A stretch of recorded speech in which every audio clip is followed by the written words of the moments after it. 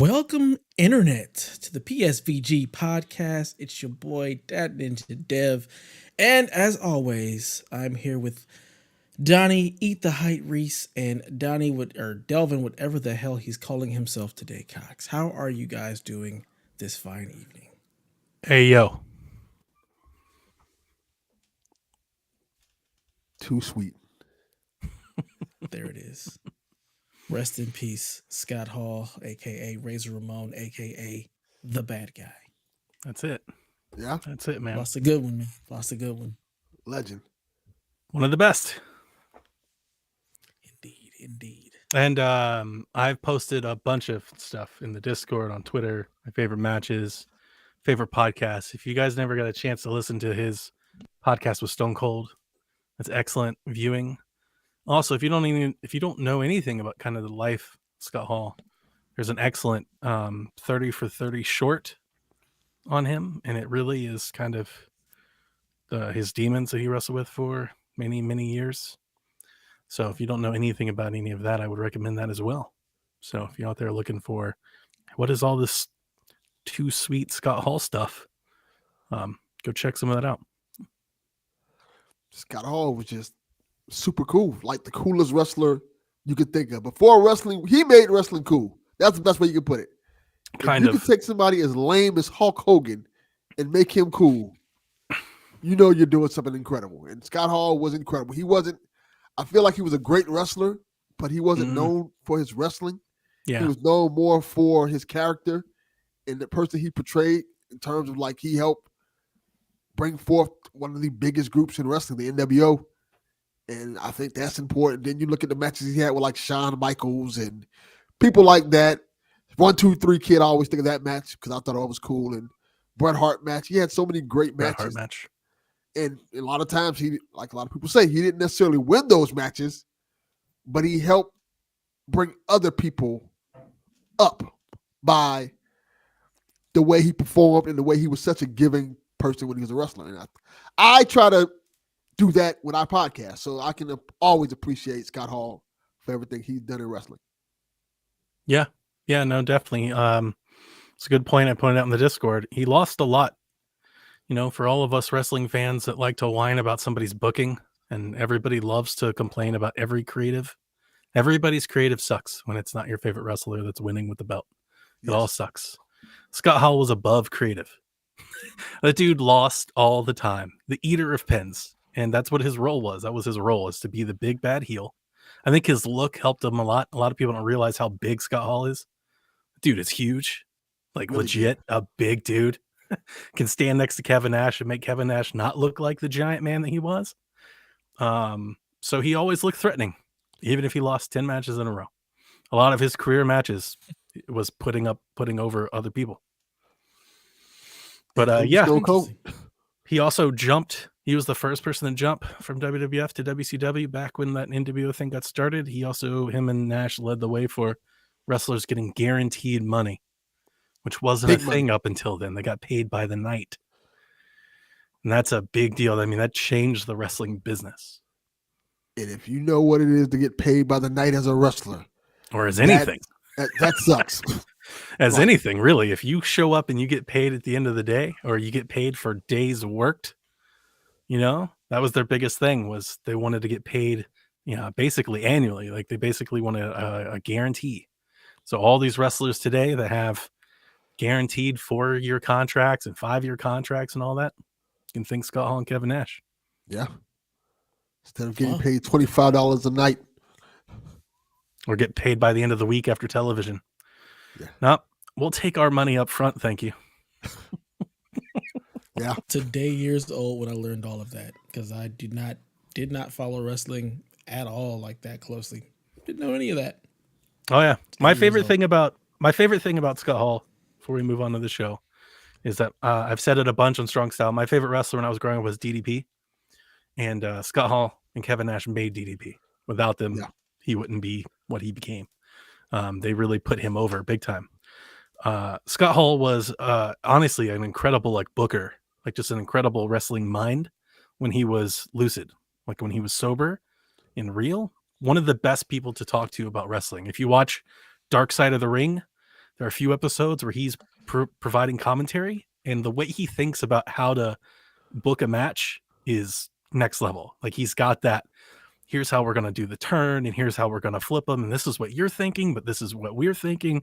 Here's how we surprise you. Here's what we bring you back. Like his mind was great. Truly, if you ever hear Scott Hall break down any match, it's much, much better than what you hear from most wrestlers. I agree. Yeah, if he wasn't so troubled, I definitely could have seen Scott Hall as a booker or like in the performance center or as a coach, because he would have been excellent at that. I highly recommend. You don't even have to go look up Scott Hall matches. Look up some of his promos and stuff, and some of the things, like the first night when he appeared on Nitro, and basically changed the whole face of the show, because WCW was kind of looked at like this purely wrestling show almost. While WWE was kind of going a little bit cartoonish at the time, WCW kind of looked at this pure wrestling show. What was that? Southern wrestling. Southern wrestling. They had that Southern, that deep Georgia, deep South wrestling gimmick stuff that you had seen for 20 years. Yeah. With Flair and Dusty and everybody. Colonel Robert Parker on the show. Yeah. Who literally was like a plantation owner. That's what WCW was at one point in time. And Scott Hall came there and kind of changed the face of how that company looked. It was pretty cool because people didn't realize, they thought it was real. Because nobody knew that Scott Hall essentially quit WWE and went to WCW. So when you see Scott Hall just show up on Nitro, you're like, what is he doing there? And you got to remember, it was lightning in a bottle. You got to remember, we're talking about a time before Twitter, before dirt sheets, before anything like that. Like the best news you had was in a magazine that came out once a month. So you didn't know any of that. So between him, Nash, and what Bischoff wanted to do, I'm not sure if you've ever saw Dev, but they introduced Scott Hall as he was just sitting in the arena. He was just in Macon, Georgia, just in a seat, as like anybody could be in a seat. They didn't bring him down. He didn't have a microphone. He didn't walk down the ramp. It literally looked like he just jumped the fence like anybody could. And they shot it and they presented him. Basically, they ripped off like reality TV at the time, like Jerry Springer, Real World, like all that stuff. That's basically, they were like, let's do that, but with wrestling. Yeah. And that's what kicked that off. They hit lightning with a bottle and it took off. They made it seem like he was still at quote unquote WWE when he wasn't. And the illusion of that made it that much more interesting, because like, if he's coming over here, who else from over there is going to come over there? And then a couple of weeks later, you see Kevin Nash pop up like, oh, this is really a thing. And I remember a lot of people was like really into it. It became like, if you were a kid around that time, it became locker room talk. Like, what is going on here? We don't understand what's happening. And by the time they jumped people on the television show and people called the police. They legit called the police. What? Yeah, there's a famous video of Kevin Nash lone darting Rey Mysterio into like a trailer, face first. And they legit called the cops, like for real. Yeah. They're like, these people over here are raising anarchy. It's so. I had one friend who was big into wrestling, and at that era, I don't think he ever knew any of that. And like, he watched all of the wrestling, but I don't think he ever knew any of that. But I didn't have any other friends who were into wrestling at all. Like, we just kind of watched, but we weren't really paying that much attention. It was more the antics of NWO and D-Generation X. That was all I really liked. I enjoyed that. That was hilarious. But as far as like anything else, I wasn't watching wrestling. It was just never been a thing that I've really been into in that way. So this is all news to me. Well, maybe news to our listeners. Hope you guys enjoyed it. If you hate wrestling, hopefully you stayed with us. I don't see why anybody would hate wrestling. I don't get that. Like, it's just another form of entertainment. Like, it's sure. Hilarious at times. It's very technical. Like, if you actually get into it's cringy, it's like, dumb. It's very technical. Yeah, it's entertainment. There's no Scott Hall. To hate it. Scott Hall, if you can't tell from just Dev and I's sentiments, and I'm sure if you saw on Twitter, he's truly beloved. Yes. And not because he has a 10-time champion. Again, he never needed to be. He was, as Delvin already said, the coolest guy when he walked out. Like, he put him in any group and he always stood out. Like, he just had that appeal. It didn't matter what he was doing. It didn't matter who he was wrestling. It didn't matter who he was with. He was the cool guy. And let me add something. he was so cool that usually, they give wrestlers gimmicks. A lot of wrestlers get these weird gimmicks and things like that. Like you have a guy who's some quote unquote Japanese and not really Japanese. Scott Hall's original character was a Cuban drug dealer. Yeah, he was Scarface. He was essentially Scarface. He is not Cuban or a drug dealer. Yep. And it got over. He did that stupid accent and everything, the whole thing. The whole gold chains. And yeah. Even when he kind of dissed it, people did not care. They were like, whatever. Usually people were like, nah, we can't rock with this no more. No. Scott Hall was so beloved, we're like, we don't care. We don't care. Yeah, they even rooted for him. Like his whole thing was to come in and be a big heel. They powdered him to be a big heel, so they rooted for him. They cheered him to the point Vince almost turned him face. Yeah, he's like, we can't keep sending you out. Everybody just keeps cheering for you. Can you imagine somebody pretending to be Spanish, and Spanish people love him anyway? They're like, oh, we don't care. Yeah, today's Twitter, that shit would get canceled real quick. Yeah, it's wild. Wow. I never liked Razor Ramon. That was the funny thing. I never thought he was cool. When I watched, I was like, whatever. But I'm a big Shawn Michaels guy. Kind of with you. That was cool to me. Like, well, that match with Shawn Michaels, the ladder match that everybody refers to. For a lot of people, when they think of, a lot of people think that is the first ladder match. It's not the first ladder match, and it's definitely not the best ladder match. But for a lot of people, that was their first ladder match. Like that's the memorable one.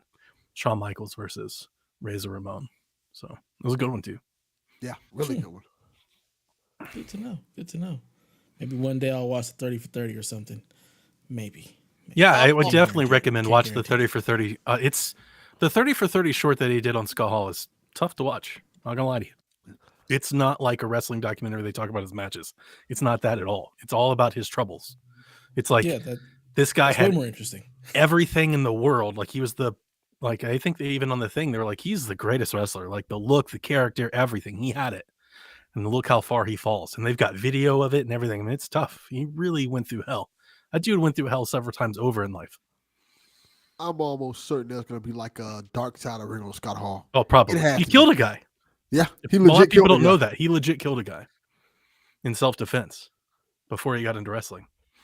I mean, he was just kind of somewhat tragic and tormented. In a lot of ways. Lived as long as he did, was able to put his imprint on the world and go out the hero, Yeah. And I think for a lot of people, I mean, it was surprising that he'd come as far as he did, actually, considering everything he went through. Yeah. All right, enough of this sob story. Razor Ramon, rest in peace. Scott Hall, you the man. But we're here to talk about some video games. So let's start with you, Donnie. What have you been playing? Same stuff. I finished Cyberpunk 2077 over the weekend. Got that done, as I told you guys. Did you like it? Yeah, no, I like it a lot. It's probably more RPG than I would ever want out of a game, which is fine. It's just not my sort of thing. I played it and finished it because of the story. I talked a lot about it on Sweet Hangs, so I'll kind of save it for anybody that wants to listen to all 3 hours of me and Sean just hanging out. Long show. Go listen to Sweet Hangs. That's because it's not a show for us. It's literally just us hanging out, and we just record it. It's literally Sweet Hangs. That's literally what all it is. It's like, let's hang out, and we're going to record whatever nonsense comes out of our mouths. The only thing that I did, the only thing that I think is worthy of noting, again, because I'm not into the gear and the stats and all the skill trees, the 18 different skill trees and all that. It's way too much for me. I played it because I was really into the story and the narrative being told. And in that regard, there are like 8 endings. I didn't go through them all. I saw the one that I would have liked to have gotten. I never look into games like with multiple endings before I play them. I just play it, see how I find my way to the end. And then I usually look them up. That's basically what I did here. I got that moment. They're like, hey, if you proceed beyond this point, like that's it. You're on your path now. Mm-hmm. So I started going and I played to the end.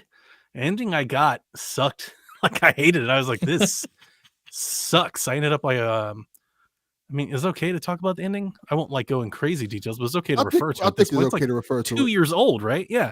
Like I ended up on a spaceship. 2 years old. I was like, what the fuck is this? Why am I out here with these people?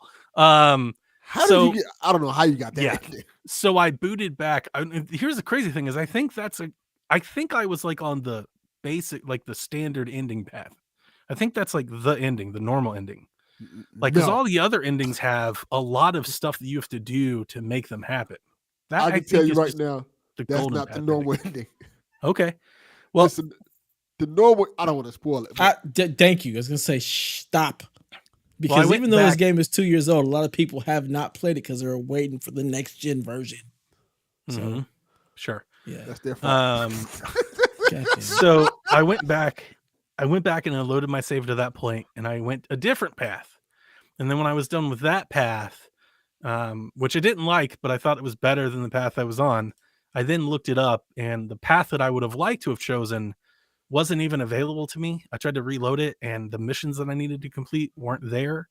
So it either was a bug, which I don't think it was. I think it was just I didn't do something along the way to generate those missions. So I just didn't get it. And I'm not going to go back and try to replay it. So I just left it alone. I did watch the ending. So I watched 3 endings. The 2 endings that I got in the game and 1 I watched on YouTube. Story's great. Like high Matrix type stuff. You know, big sci-fi fantasy type stuff, I think is the closest to like a Matrix like story in a video game that's really pulled me in. Kind of up there. I think it's better than Horizon in that regard. Horizon kind of dabbles in that, but I think this is better. Just the characters, I guess I cared way more about a lot of the supporting characters on the way too. So just narratively, I loved it and it was great. And the world was great. You know, I've already talked about this a bunch. Running on the PC and stuff was really good. Do you think you'll get into any of the DLC that drops? I guess there's supposed to be some story DLC that comes. You think you'll? Sure. If there's expansions or story DLC, I will for sure. Yeah, I didn't uninstall it or anything. Still playing WWE 2K. I did get in there and do some of the Rey Mysterio stuff, Delvin, that you were talking about. So I can talk about that the stuff you called jarring earlier. I understand exactly what you were saying. I still don't mind it. I think it's cool to see like the real life stuff happen as you're doing stuff. I think that's a really great like tutorial for the game. That's a really great training system. They really show you. So Dev, what we're talking about is you're in the game. They put you in a scripted match. They'll show you like 20 seconds of an actual real match.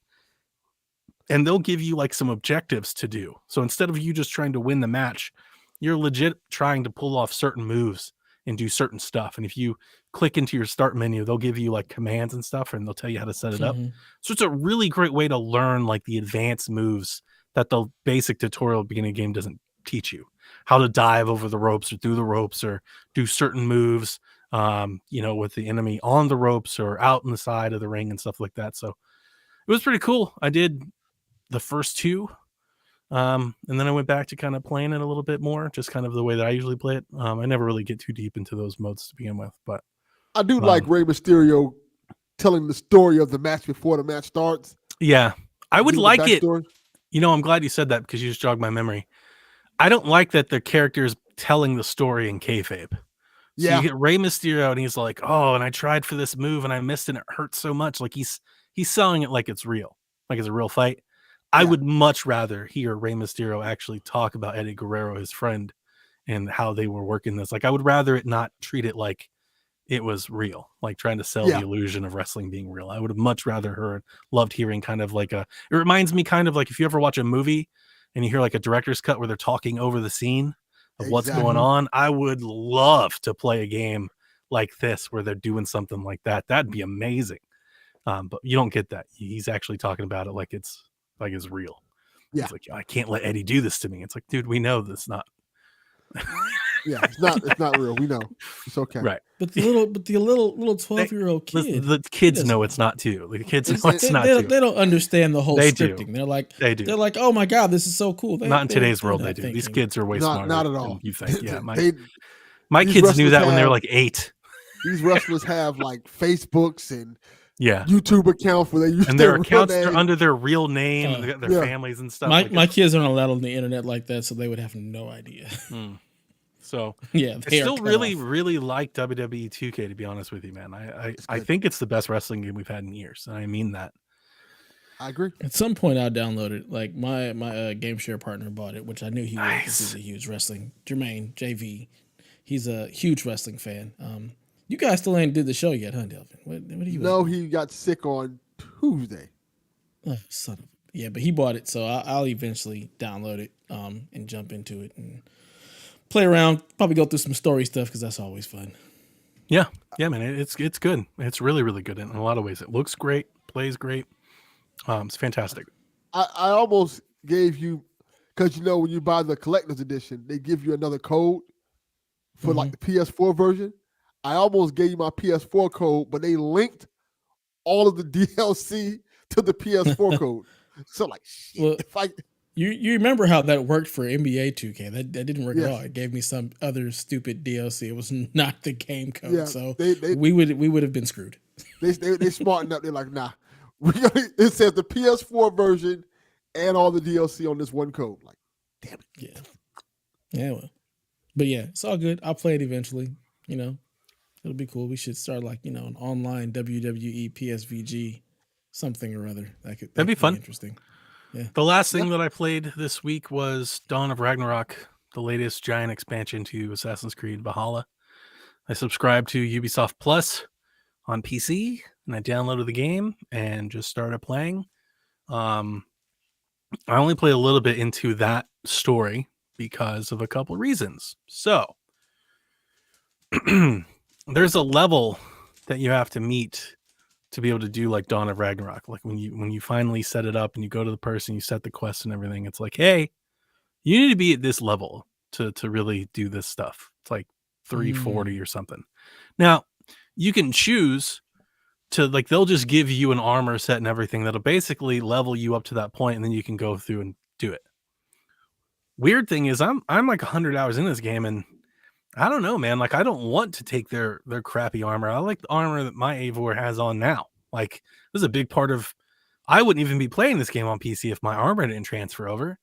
Like, I bought that armor. I leveled up that armor. I put those runes in that armor. Like, I did all that. I'm not gonna just leave it just to advance the story. So I started playing, and they were like, to continue, you need to do this. And I was like, kind of don't want to though. So now, this is how this game, this is why this works, right? For a game like this, because now I'm like, maybe I'll just keep playing the main game until I level up, and I'll come back to this giant expansion. Expansion's like How have 40 you hours. played 100 hours and you aren't at the level for the deal? That is just insane. I'm not that far away, but yeah, I'm not at that level either. I don't know. And there's no infusion system where you can just take the gear and just pop. I don't know. I didn't investigate that much. I went and started doing another thing. And to be honest with you, the only real thought that I had while I was playing, because I did like the opening and I did like the first, I did like jump in and just do like the first one. And then once I saw my character moving and stuff, and it's like, it just changes the look of my Eivor so much, because my Eivor's got like this, like this Dark Knight, Lord of Sauron, like Lord of the Rings type stuff, man. It's got this dark crow, like, gothic armor on.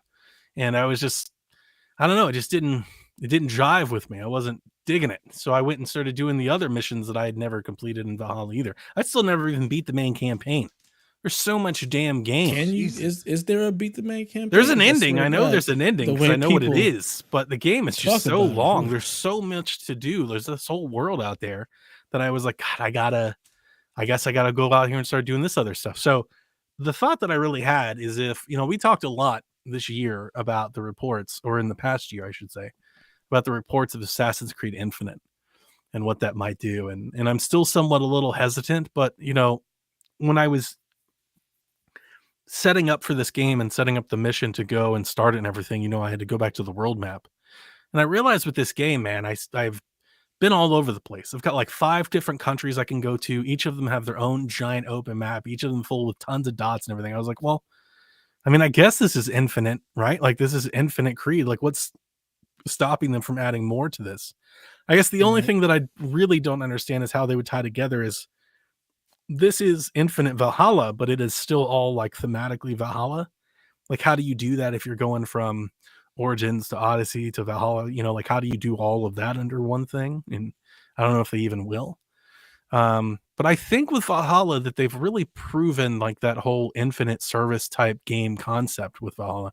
A lot of the same ways. Remember, I was telling you that I thought they had proven that service type concept with Far Cry, kind of the whole loot grind thing that they were doing, the whole in game. Right. Like they really proven that that's what it could be. I think with Valhalla, they've proven what a service type Assassin's Creed could be. They would just need to do it under an Assassin's Creed like general thing that I think could be more inclusive and not so thematically tied to something.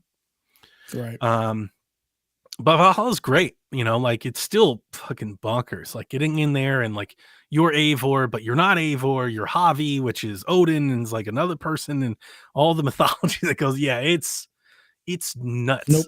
It's just nuts. It's so deep.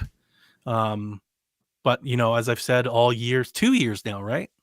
Since the game came out, like almost about 2 years.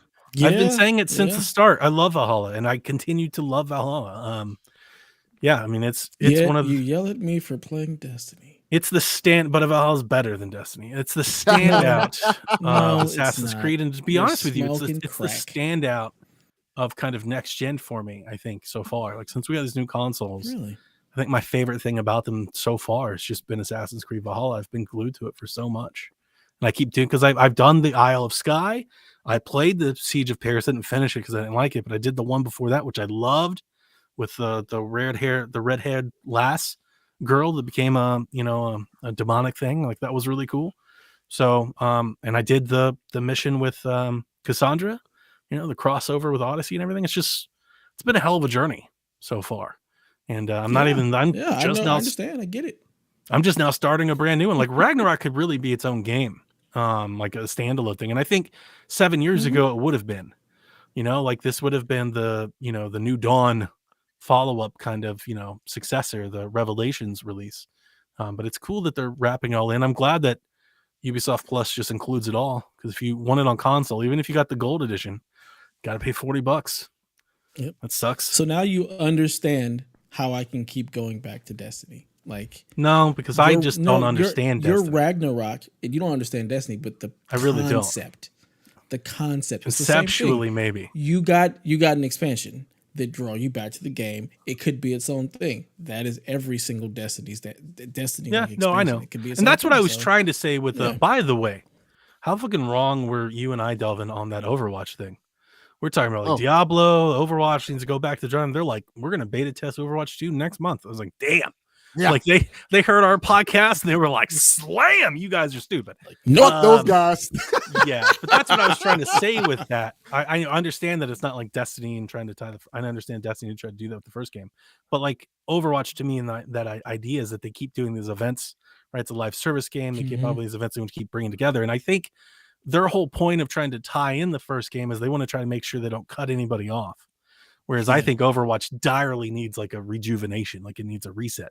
I still worry, and I've brought that up to you for a while, I still worry about that with Far Cry and Assassin's Creed. I think a big reason they're so successful is that they have these big releases, these new standalone products that go on the shelf.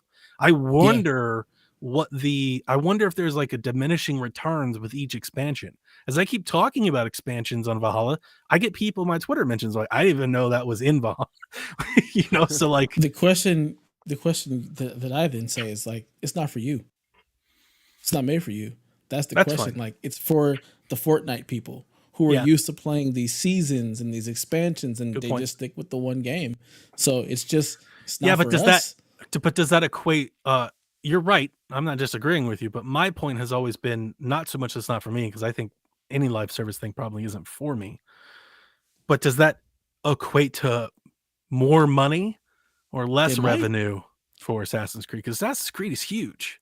I think it might, because I think it might draw in all of the people who typically are looking for something with a long tail, like a Fortnite does, where it just keeps having more content. And then you're also going to get like the people even who if just paid? like Assassin's Creed. Yeah, I think paid they might. Expansions? Because think about how much money people put into Fortnite buying skins and all the other stuff. I think Fortnite is an extreme comparison because it's free to play. I agree. And the microtransactions are very small. We're talking about a $60 game that had a $60 or a $40 season pass or DLC pass, and then is now releasing a $40 expansion on top of that. I don't think most people have spent $200 on Fortnite. It's a lot more than Fortnite. You'd be surprised. You'd be surprised because you got to remember, like a lot of the packs are like $20, so people are dropping $200 just over a longer haul. Well, it's exactly like, and I guess to make my point maybe a little more as an example, because I agree. I'm not disagreeing with you. I don't know. That's ultimately what I'm saying. Yeah, but when I think of Assassin's Creed, you think every 18 months there's a new Assassin's Creed on the shelf. So think about it over 3 or 4 years. You're talking about 3 or 4 retail releases with a big marketing scheme and everything that hits, and you get all of those purchases. Plus, they get the DLC. They sell their own cosmetics and everything. And now you're thinking like, we're just going to sell one game, and we're going to add paid expansions to it, and hope everybody sticks around. Here's the beauty. You don't have to put all the money that you would normally put into making the game because the base I'm is with you there. I'm with you. And so now you can still do this hype around every 18 months having some new huge expansion. And it's not $60. It's cheaper, but you have the people who are used to paying $60 every time, but now I get to pay less because Plus, I'm already Ubisoft in the Plus. base. I mean, it works for Ubisoft Plus. It does work for Ubisoft Plus. I mean, it made me switch. The hardest thing that Plus is coming to Microsoft. It's coming to Xbox. So the hardest thing that I've had to try and justify a Ubisoft Plus subscription, to be honest with you, is Ubisoft sales. I buy so many of my Ubisoft games. I own so many of them, and they go on sale so fast that it can be kind of hard to justify a subscription. Like, I'm just gonna buy this for $23.99 instead of giving you $15.99 or whatever it is, $14.99. Yeah, it's $15 a month. And the expansions go on sale a lot too. Yeah, so but you gotta remember, you're also getting the gold version of everything, and it's so easy to end your subscription and pick up wherever you want with Ubi Plus. Like, it's really easy to be like, I'm done with this. That's what I'm gonna do. That's gonna be my plan. You jump back in, like you see a sale, you're like, I can spend 15 and jump back in and have everything versus just the base game. Yeah, so it's nice. I've been digging it. It was a lot of fun. Like I said, I already did the prologue, and I don't know, man. I'm stuck. I got Ghostwire coming out. I got Kirby on the way. Switch Sports is right behind it, and here I am, legitimately thinking to myself, I'm like, are you about to just replay Valhalla another 100 hours? Like, I'm seriously weighing just playing Valhalla games. It's ridiculous. Like, there's just so many games coming out. It's just nonsense. It's nonsensical. Yeah. Like, I was looking at Tunic today. Like, it's only $30 because I'm not getting Game Pass. I'm not getting that sub. I'm just not doing it because there's no games that I really want to play. So I'm like, I could get it except for $30 for Tunic, the on one Steam. But the thing is, because there's so many games, like, I don't want to go ahead and get that sub and then either end up not playing it because there's so many other things that I want to play. Yep. And then end up having to resub in 3 months when I never got to play it. Now I got to resub again. Yeah. So for me, like, I'm like, I could just buy it and then have it later, or I can just wait. And I'm probably just gonna end up waiting because I mean, I'm just like, just wait, or wait to see if it comes to PlayStation because it's currently only on Xbox and Steam, but I could just wait for PS5. My PC works now, so I could play it, but there's just too many other games that I'm really into right now. So it's just, it's a hot mess. I bought 7 new games today. Oh my God. That's how it is, man. I got your Telltale Definitive Edition. That's great. That's how it is for you two. You guys buy fucking everything. There's a sale for the Telltale Definitive Edition. Is every season of every game all fully touched up from Skybound. Did you play the last season? Of course. I liked it a lot. The only ones I've never played, I never played Michonne, and I never played 400 Days. 400 Days pretty good. And so maybe 400 Days was cool. I played that one. Didn't play Michonne, but played 400 Days. That was awesome. Maybe one day I'll play one of those, but they were on sale, the entire package for $16.99 on Fanatical. Have you guys ever shopped on Fanatical? I never have. Yeah.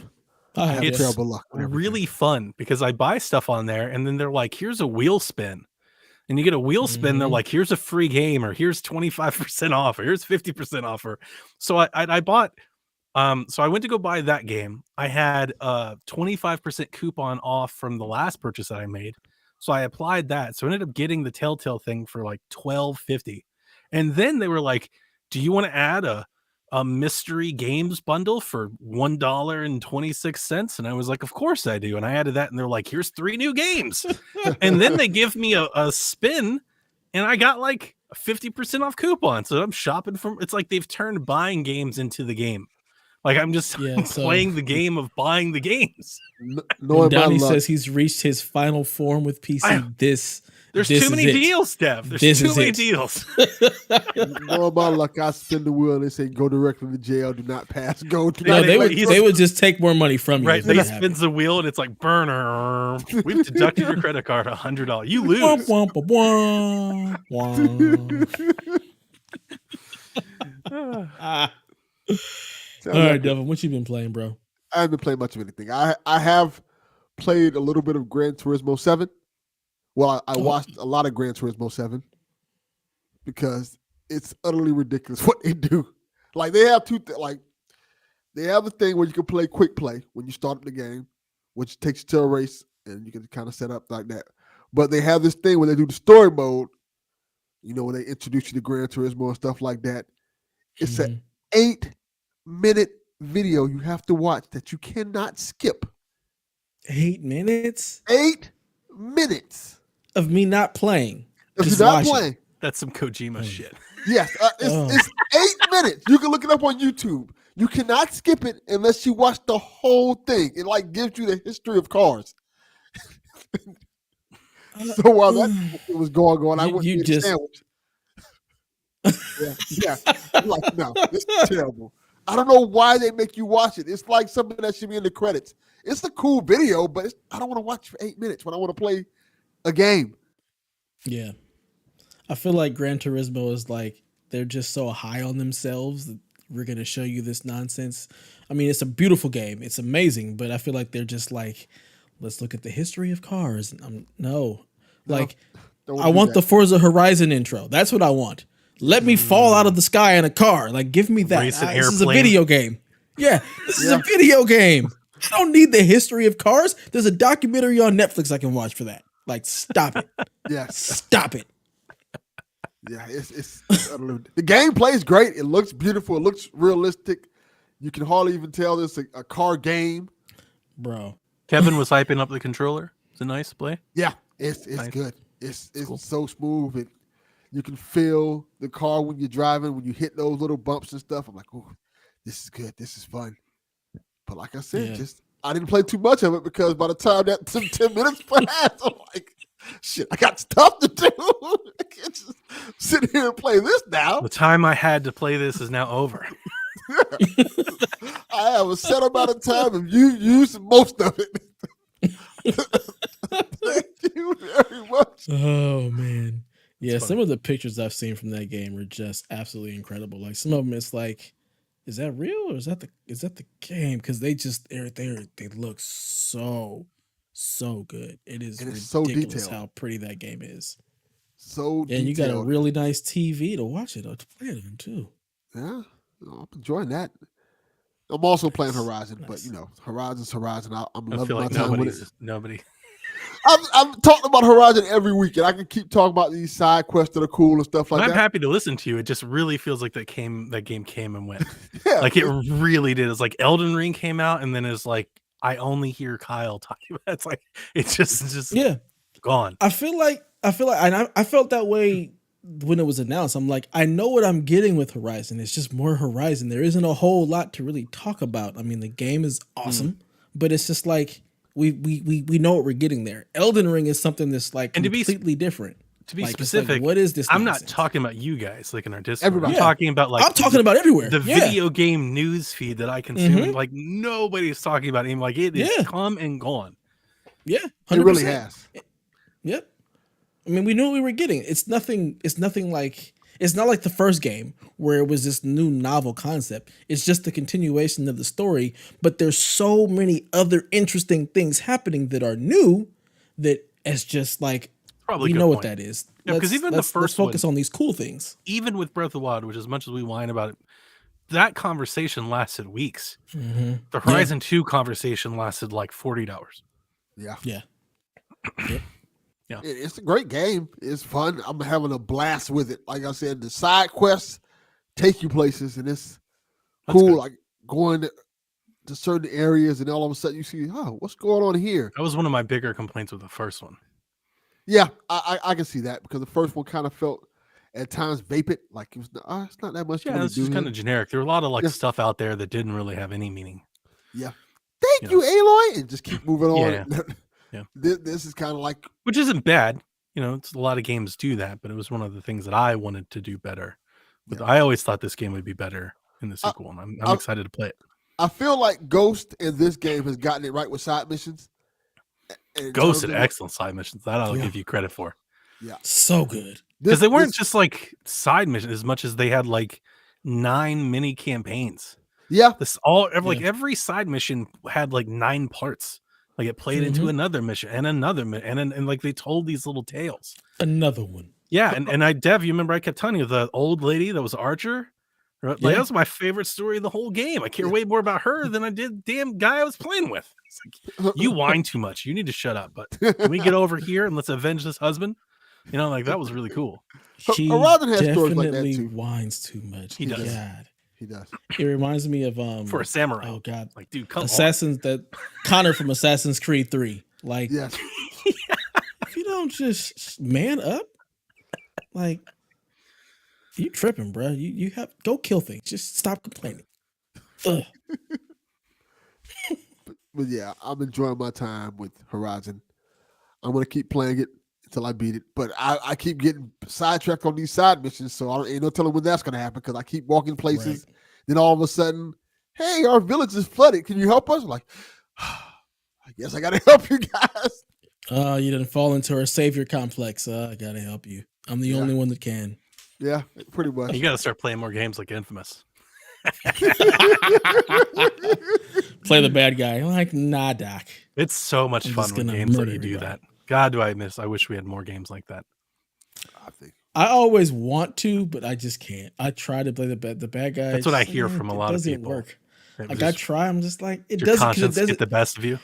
It's not even the conscience. It's like it doesn't feel like the character. Like Delsin doesn't feel like he didn't feel like a bad guy. Cole didn't feel like a bad guy, so it just felt like it went against who they could were. Go pretty. Cole, I agree with you, but Delsin could go like pretty heel if you really leaned into it. It kind of because he had that whole grungy, like rebellious, like counterculture thing about him. But he felt more like an anti-hero than anything. Like he's gonna talk all that, but he's still gonna do the right thing. That's what I get from him.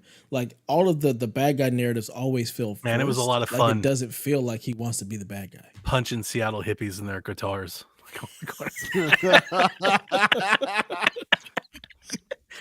And if you don't shut the fuck up. Now, Fable's I think the best game at it. Fable was really, really great at honestly giving you true roles as like that was good and bad.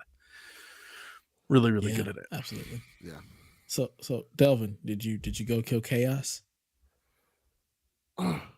No. You had in the notes that you were playing Final Fantasy Stranger of Paradise. Oh, I almost forgot about that. That's why I put Chaos in there. I played because I was tempted to buy the game, but I said, no, let me try this demo. the demo's okay. People, because somebody said, I don't know who it was, I think it was Fowler, that people were comparing it to Dark Souls and stuff like that. This is not that. This is literally like Final Fantasy 15. Right. In terms of combat and stuff like that.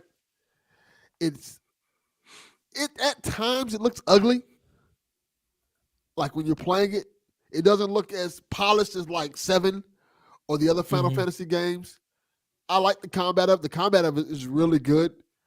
The story so far, what I played with the demo at least, is just not there.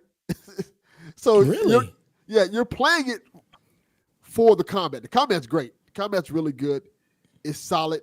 I like the direction the combat goes into. It feels like it can get really complex the further you get into the game. So I like that aspect of it. But if you're playing for the story, like it's like, oh, this is not good. Interesting, because you would imagine it's a Final Fantasy game. Like it's going to be very story driven. There's story there, but it's like, dude, bro. Do you like Final Fantasy games? Oh, of course. I love 15 and I love 7. This one doesn't feel like you named that. 2 games. Are there I love- any others that you? Well, I love most of them. I love. Like you named 2. Like I don't want to go through the whole list of the ones I love, but yeah, I love most of the Final Fantasy games. okay. And this story doesn't grab me thus far. We're here to kill chaos. Yeah, it looked really, really weird. I see people making fun of it a lot, like Yeah, meme same worthy here. and stuff. Yeah, It is. Mhm. not like Very like negatively, like taking like screenshots and dialogue of the game that are like just kind of funny out of context. Mm-hmm. Yeah. Dialogue's not good. But it's Final Fantasy, so you kind of expect a little bit of cheesy campiness with it. Oh yeah, 100%. At least the combat's good, I guess. Yeah, the combat's good so far. Yeah. Well, I'll just let your demo be what tells me not to play it. 'Cause thank you. Yeah. No, thank you, friend. As for me, I have fallen into the deep pit of despair that is Destiny 2, the Witch Queen. Having a LAN party this weekend. All the homies, That a is some couple of the nerdy homies shit. are coming over. Damn straight it is. All right. Is you talk about wrestling and you're gonna call me a nerd? Yeah, as I say, at this point, Alright. having a LAN party, like a real LAN party, like that's like hipster geek stuff That at this is. point. You rolling out like Wi-Fi cables and stuff. Oh, That's like old why would school you? at this Well, point. first of all, why would you roll out a Wi-Fi cable? That just it's not Yeah. Okay. Well, it's just like Yeah, just like the homies are coming over. They're bringing their PS4, PS5s. We're gonna sit at the dining room table. We're gonna have a bunch of beers. I can and see we are kids going being to like, "What play the hell are games." y'all doing?" And it's like back in my day, like Mhm. So me and like my Destiny crew, we actually usually get together like once a year, whether it's us just going and drinking. Like last year they came over, we just sat in the driveway and drank and hung out and talked a bunch of trash. This year we have an expansion that's really good. So we're like, let's just go ahead and raid while we're all here. So it's more or less us coming together just to hang out, but we're also gonna play games. So it's That's a cool. good time. So been trying to prepare for getting raid ready, which is a lot of gameplay, but the game is just so good. Like the story is incredible. It's going so many different places. The gameplay loop is still amazing because it's Destiny. It feels really great to play.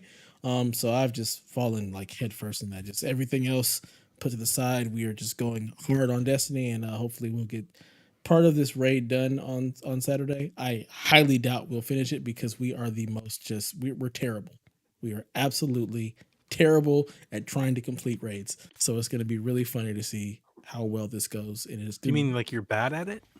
oh, we're bad. We're terrible. We are not good at actually completing the How is raids. that Thing possible? Yeah, like you guys have played this game for 10 years.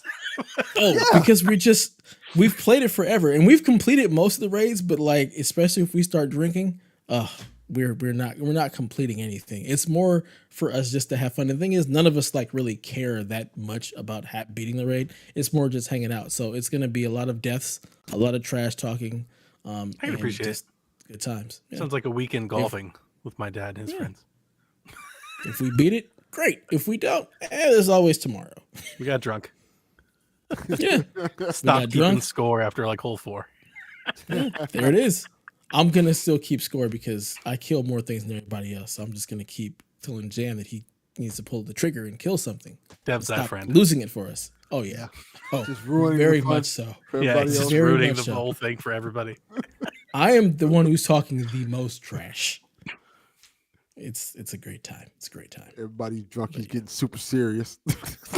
Oh, Leave me there's no alone. seriousness. There's no seriousness. It's just you suck, and I'm gonna let you know. Pull the trigger. Kill something. You suck. Yeah. So that is all I've been playing, and probably all I will be playing for a while. And then I'll jump back into Horizon and finish that. Maybe play some WWE. But Fun that times. does it for what we've been playing. Donnie, hit me off with some of this news. All right. Help TPR out. Let's get the news from PSVG. How about it, guys? All right? All right. Thanks. Take it away, Donnie. Thank you, TPR, for sending in the video of my favorite animal, ducks. That was cool. Once again, as awesome. a reminder, listeners, if you'd like to be a part of the show, send me your news bumper, record something on your phone, shoot it to me on a Discord on Twitter or Discord, and we'll put it in the show. Starfield came out with a little developer interview this morning where they sat around the table and talked over a couple of concepts. They talked over the colonies and the factions in the game. I guess like different planets you can take. I kind of watched it and I kind of let it play in the background. The fact that they weren't showing any gameplay or engine assets, to be honest with you, just kind of made me gloss over. I get it. It's an open world. And they're like, you're going to be able to live in this game. It's like, yeah, Skyrim Fall. Like, we know what the fuck you do, Todd Howard. Like, we get it now. No surprises here. The game. I imagine they're saving the giant blowout for this for June. Yeah, I think that's because it's maybe Redfall is this year. Maybe I don't. At this point, I'm not even sure if Motorsport's this year because I'm wondering if like there's been no Forza Horizon like DLC expansion yet. And the fact that we haven't had it yet makes me think maybe they're holding that for that too. Maybe they're going to announce one, for June and maybe one for the fall. So, and I talked about this back when we still had Xbox Empire. This was always going to be a light year on the calendar. Just the way that their dev studios and their cadence was lining up. It's going to be a light year for first party. So it was important for Game Pass to be strong. And this is like their big game, right? Maybe Redfall makes it. We think it will. It's on schedule. But this is the game, Starfield. This is their big exclusive for the year. So hopefully it hits. Hopefully it's awesome. Hopefully we're talking about the amazing thing. But I imagine that this will be kind of, if I had to make a comparison, basically how Breath of the Wild was for Nintendo. Like the year when they were releasing that, like they did an entire E3 was just that one game. They didn't even talk about anything else. Like, and we might get a really long look at Starfield at E3, and then they'll kind of pencil in, Game Pass, indies, and then give us a look at stuff coming down the way. But I thought if you're out there like, what 2 or 3 first party games does Xbox have up their sleeve? I don't think they're there. I don't think they're there, that, buddy. Yeah. I mean, you can probably play 2 or 3 different games in Starfield. That's true. Yeah, it sounds very expansive. Yeah. I'm interested. You would hope so. If you're gonna go to space, all the things that gives me factions and stuff sounds cool. It gives me like Skyrim meets No Man's Sky. Like, that's maybe some Cyberpunk. That's what I get. Yeah, little Mass Effect. This is where I feel like you can be the bad guys and it doesn't feel forced. So I'm very interested to see how that all plays out. Because I also saw that you could also be like Space Cop. So you can go ahead and be the infiltrator who infiltrates the bad guys and then reports to your superior. So I'm like, they're bunch of narcs. AKA Snitch. Yeah. Bunch of losers. Yeah. Snitches get stitches. Lame ass. Snitches get stitches. Yeah. So looking forward to it at some point. But again, I don't think we'll see it for at least another couple months here. And here's the thing is it seems far away, but it's not. Like we're almost in April. Before you look up, it'll be almost E3. There'll be all the rumors before E3, all the rumors after E3. And then you'll look up and it'll be August. And it's like the game's out in 60 days. It's not that far. What's E3? Right. Yeah, exactly. Good point. Konami has updated numerous trademarks, including Silent Hill. This has folks speculating and excited. As I've said for many years on the Nintendo side of these news stories that get floated around, this isn't news. Companies have to keep their trademarks current so they can enforce them. Show me, you know what news is? When a game gets rated. That's news. Right. Yes. When they're like, hey, the Philippine Game Advisory Board is rated Silent Hill. That's news. Them updating the trademarks to me isn't. That's not news. That's just business as usual. That's nothing. You've got to update your trademarks to keep them current. But you know what that is? The lawyers doing the work they get paid all that money to do. That's what that is. Bingo. We got Game Pass updates this week. All right, March 17th, which is I think these games are out now, but today, if you're listening to this today, we have the Dungeon of Nahumbuk and Shredders. We also have March 22nd, Tainted Grail Conquest and Zero Escape the Nonary games, which I believe is the first time they're showing up on Xbox. I think they're launching in Game Pass. I think so. Zero Escape's a good series. Yeah, I do know a lot of people like those games. March 24th, Memoir Blue, which is a pretty interesting trailer. It's a kind of a narrative thing. It's kind of wild. Norco, which is also kind of a wild game. Both of those games are actually really just strange. So if you're looking for something different, like give those maybe look at the trailers for those. And then F1 2021 arrives to Game Pass via EA Play. I already own it. Okay. Yeah, I've had it. I own it both on Xbox and on Steam now. So I'm Oh, getting of ready course to. you do. Yeah, I'm going to play that on the Steam Deck on the go. You have a And wheel, then right?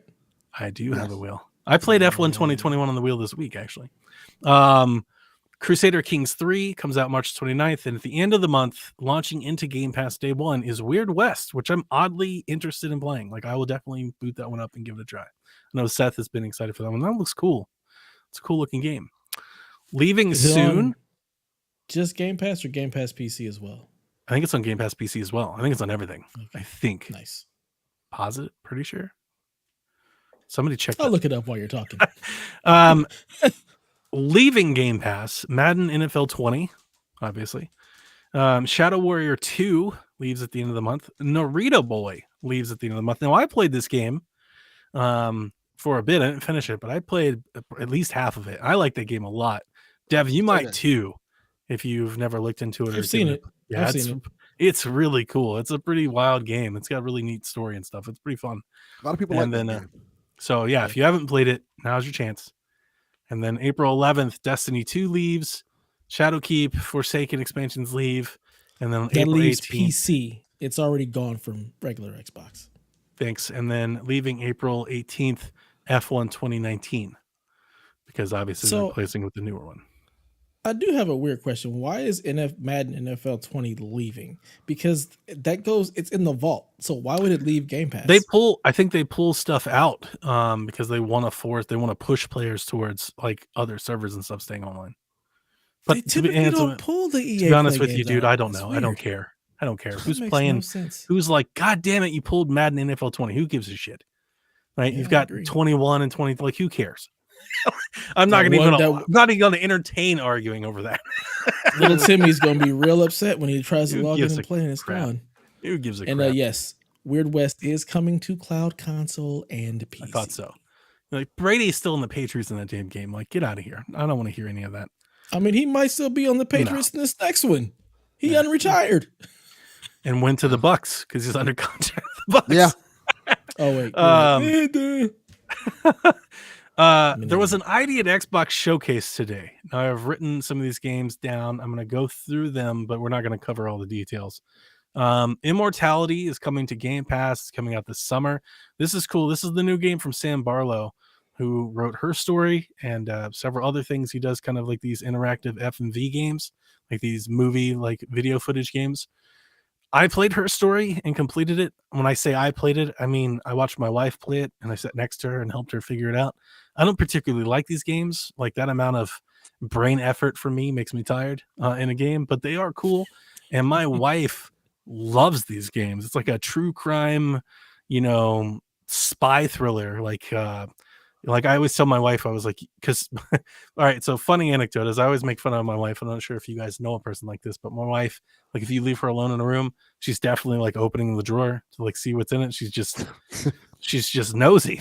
She's just all about being in everybody's stuff. So she loves a game like this where you can like peek into people's cell phones and files and like get all in there and find the story and piece all the puzzles together. So who knows? Maybe one day I'll show it to her and she'll sit down and try to play it. I don't know. But it's pretty cool, and those games have good story. And I believe, what's that crazy anime music game that hit Switch a while ago? That was awesome. I can't think of the name of it.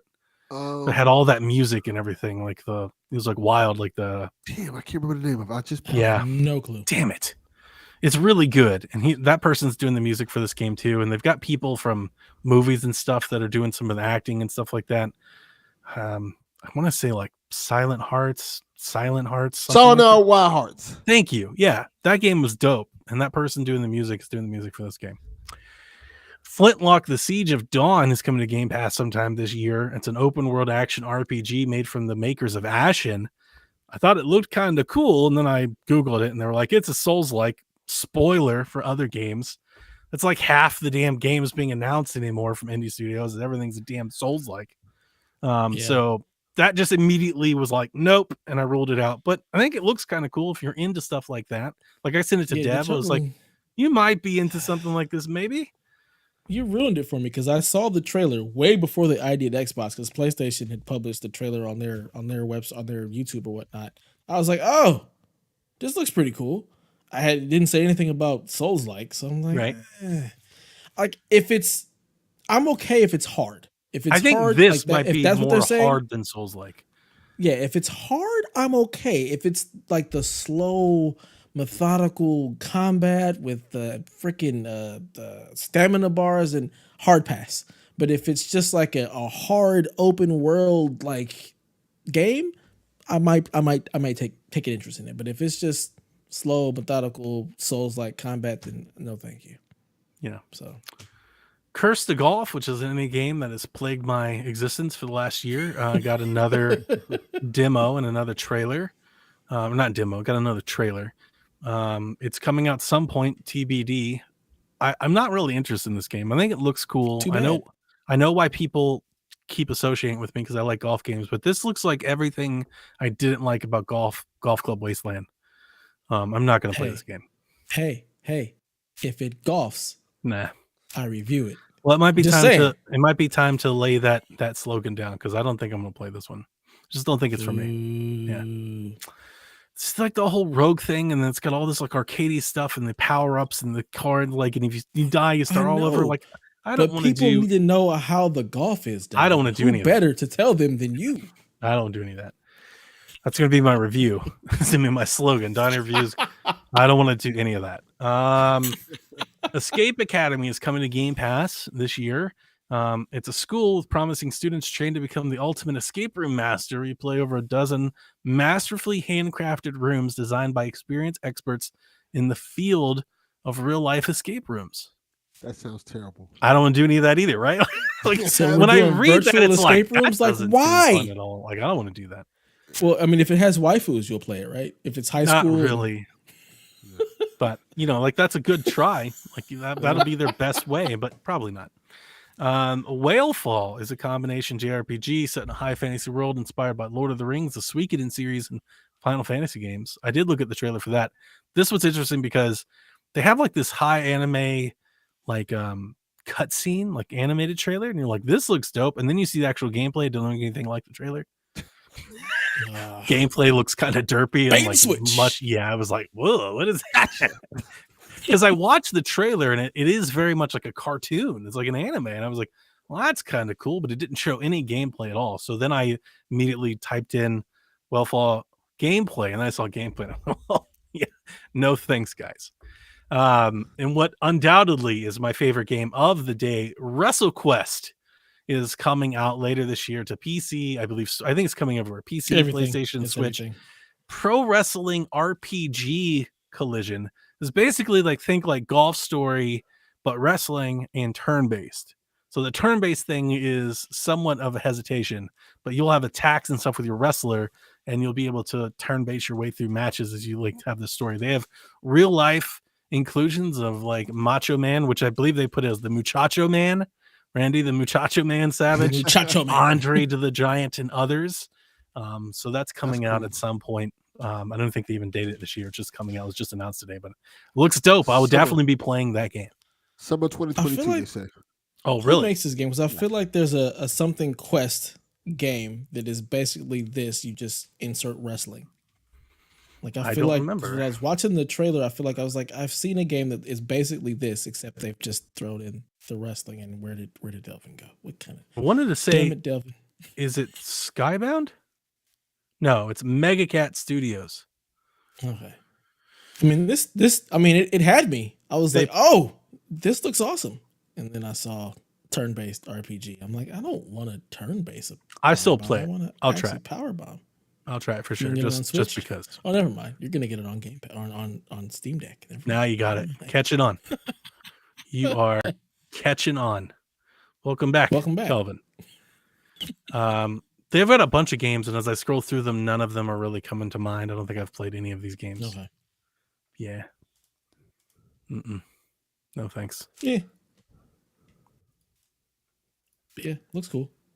Delvin, you got anything Yeah. to say about Wrestle Quest? Looks cool. I'm super interested to try it. An RPG wrestling game kind of sounds like something I want to try, especially if they got Yeah. Macho Man and then Andre the Giant. I don't have super high hopes for it, but just because of what it is, I'll definitely buy it and give it a try. It's a lot of wrestling games coming out with a lot of like legends. Yeah. There's one with Scott Steiner in it. I can't remember the name of it. It's like a whole bunch of legends in it. Fat that they're making bastard. The star of the show today was Tunic, which stealth launched. It is out right now, and you can play it on Game Pass. It's got incredible reviews, Metacritic's in the high 80s, lots of 9s and everything. Lots of people are excited about it. I'm not going to play it. I didn't like it. Not even with God mode? No. What? You were so excited for Zelda Fox. I was. They take away the soul stuff by giving you the God mode, Donnie. No, because I don't want to be pandered like that. I don't want God mode just to and never die. Like I want an actual, somewhat of a challenge. I want to feel rewarded for playing, but I don't want it to just turn on God mode when it gets too hard. I don't want to kick me in the teeth hard and reset and lose everything and start all over. The hell with that. No, I'm not interested. I'm good. But I do think it was funny that they buried that God mode. I wonder how many reviewers had to finish it with the God mode. It's a pretty tough game. That's a good question. I'm not calling them out. I just wondered it because I was like, you guys all beat it pretty quickly, didn't you? I mean, I wonder how long they've had it for. Like, there's nothing wrong with that either. Like, by the way, to be clear, there's nothing wrong with that either for me. I don't think there's anything wrong. I mean, I'll shame you for it. I don't care. I'll shame you for it. And I definitely won't. Call it dad mode. See, we need to put this stuff in. Don't do that. Some people have things to do. I'm a dad. Life. Don't lump me. Some people have things to do in life. You can't sit there and just die over and over again until you get better. Get fucking good. All right. Stop this dad mode nonsense. That's how it works. Nah. Yeah, I'm dad. Got things to do. Taxes, fix a car or something. Almost April. And see, now you're bringing up boring stuff. Who wants to do that? Taxes have to do stuff like that. No, you're right. Taxes? That's what's hot in the streets? You're doing your taxes? Because I have to do that. That's why I don't want to go sit in front of a game and get kicked in the face over and over again by it. I'm like, no, the hell with this. This is not what I'm here for. You could just pay somebody to do your taxes. You could just pay somebody and not have to worry about it. No, I'm not doing that. I'm not either, but taxes is easy. We're only got one job. I don't know one gamer or nerdy person's paying somebody else to do their taxes. Like, I don't think that equates out. We're like, I'm going to save that $75. You don't go F yourselves. That's a video game. I don't need to pay anybody to know that I'm going to probably owe money this year. That's my Destiny expansion. The hell I'm not giving you that. I can do this TurboTax myself. Thank you very much. So yeah, Tunic's out. Please be excited, I guess. I don't know. Like I said, I played the demo. That demo ruined it for me. I haven't been interested in the game since I played the demo. Just ruined it. I remember. I'm like, not interested. Hey, you want a better experience? Play Death's Door. Yes. Much better game. I haven't even played it, I tell you. It's a better game. Got robbed. Crusader Kings 3 comes to Game Pass. This is insane. Literally the first sentence for the recap for this, because I know what Crusader Kings is, like RTS, like strategy game. Watch Grammy Award winner and rap royalty T-Pain rewrite history and style in Crusader Kings 3. They paid this man. There's a video you can go watch on their Twitter. They paid this man. He's playing the game, and he earned so much education and religion that he creates his own religion, which he called, I don't remember, like Bootylicious or Bootyology or something like that. And he created the religion of Bootyology, and he's up there just T-Pain. So they're playing. He's hyping Crusaders. It's Crusader Kings 3. It's like, this is the most obscure shit. Well, if you know T-Pain, you know he's a huge gamer. T-Pain actually has a gaming esports team. He games, he streams, he's built his own gaming PC. Probably. He plays a little bit of everything. I was wondering if he lost a bet. Like, did his esports team sometime? He lost a lot of money. He needs to re-up it back. So any type of money they try to give him, he needs to take that back. Hey, look, I give them credit for it because I didn't think anything about this. And then because they included that, I went to go watch the trailer. And I watched the entire thing. He does a great job. And I'm not selling Crusader Kings, but making Crusader Kings look cool. I still don't think Crusader Kings, I'm not going to play it, but hey, it was something. Yeah. Yeah, he streams on Twitch. He plays. He's a legit gamer. To be honest with you, everybody these days streams on Twitch. Like if you're a public persona and you don't stream on Twitch, I'm wondering what you're doing. That doesn't do much for me. Like if you're a popular person, you're just like not. I'm just saying, like he actually like legit gamer. He's the gamer. I get you. Like us gamer. He's a gamer. I got you. No joke. Cool. Well, I mean, hey, plays Crusader Kings 3 is a better game than I am. I don't fucking think about that game. Trek to Yomi was shown again, coming to Game Pass this spring. Game still looks really cool. You know, all the things we said about it. I'm here for it. Yep. Paradise Killers out now. This was the next 4 games are all from the same studio. I forget what they were called because they're not my type of games, but Paradise Killers out now. Kraken Academy comes in March 22nd. Beacon Pines to be determined. Citizen Sleeper to be determined. These are very much like those dialogue heavy choice games, like cartoony graphics kind of go through it and do stuff like that. Paradise Killers, I think, was originally on Switch, if I remember correctly. I'm pretty sure most of their games are on Switch, knowing how they are. So that was ID at Xbox Showcase today. It's something. I think ultimately I just have a soapbox to get onto. I have a bone to pick with the ID at Xbox team. The immediate article that came out from IGN was like, here's today's ID at Xbox presentation in 20 minutes. Okay. Mm-hmm. If people are doing that to your content, that means you're not doing it right. Okay. That means your shit's How have they not learned yet? They don't. It's not How that they have they haven't not learned this? They refuse. They are rebellious. Yeah. They are just determined not to. They're like, you're not going to tell us how to do this. We're going to do it the way we want to. Yeah. So it's freaking ridiculous. How long was the showcase? I don't know. I didn't watch the whole thing. It's way too damn long. I'll tell you that. It's way too damn long. Oh God, it's way too long. Ghostwire Tokyo previews are dropping. They dropped the prologue. Get excited for that next week. Hogwarts Legacy State of Play is this week. Now, the only thing that I even wanted to ask about this, because I do not care, Harry Potter, they 100% separated this game from the rest of the games that were shown the other day because this game's somewhat controversial, right? Yeah. The game is toxic. Like, let's just the author of Harry Potter is toxic. Yes. The game is not toxic. Yeah, but by virtue. Yeah. Let me get on my soapbox. All right. Fuck J.K. Rowling. She doesn't own Harry Potter. You know who owns Harry Potter? We do. The people who actually enjoy Harry Potter. I refuse. No, because here's the thing. She's gonna die eventually. She's getting the Harry Potter checks, then she wrote it. She wrote it. Like, but do you get like any art? Once you put it out there, it's no longer yours. I don't think you understand to the how fans. art works. I don't. Again, I should say that about Vince McMahon. You should tell that to T-Pain. Be like, hey, once you put it out there, it's not yours anymore. It's mine. Because it belongs to the people who want to criticize it and play it. It belongs to the fans who enjoy it. She will get paid off of it, sure. Long-standing legal, but you're missing my point. You're missing my point. You're missing my point. I'm just you son of a bitch. I didn't jump in your soapbox. I refuse to let J.K. Rowling being a shitty person take away my enjoyment of Harry Potter. Like. I like that. We own Harry Potter. I'm going to enjoy Harry Potter. And she's going to eventually die off, hopefully painfully, to be perfectly honest, because she's a terrible person. So eventually she's going to be dead and gone, and Harry Potter will still be around. Outside, except for what Haley's taught us in the Discord. Yeah. Because here's the thing. I've never watched Harry Potter and never read Harry Potter. I don't know anything about Harry Potter. I don't give a shit. Yeah. So I totally understand. There's lots of people that are out of mind. But there are a lot of people who really enjoy Harry Potter, and it is a really, really fun universe if you're into that type of thing. So I feel like, plain and simple, don't let her being a shitty human take away from your enjoyment of something that you grew up on and really enjoy. Is it strange for Sony to highlight a single game in a state of play like this? It's not the first time they've done it. It's strange for them to highlight a third-party game and not a first-party game in the state of play. Yeah. It is very strange. Yeah. Okay. Yeah, it's not something I saw coming. I did not see this coming at all. When I saw them announce it, and because it was so close the last one, I was like, "Oh, I know exactly." Yeah, they 100% like. Yeah, they were probably on the docket, and Square Enix was like, "No, we don't want any of that."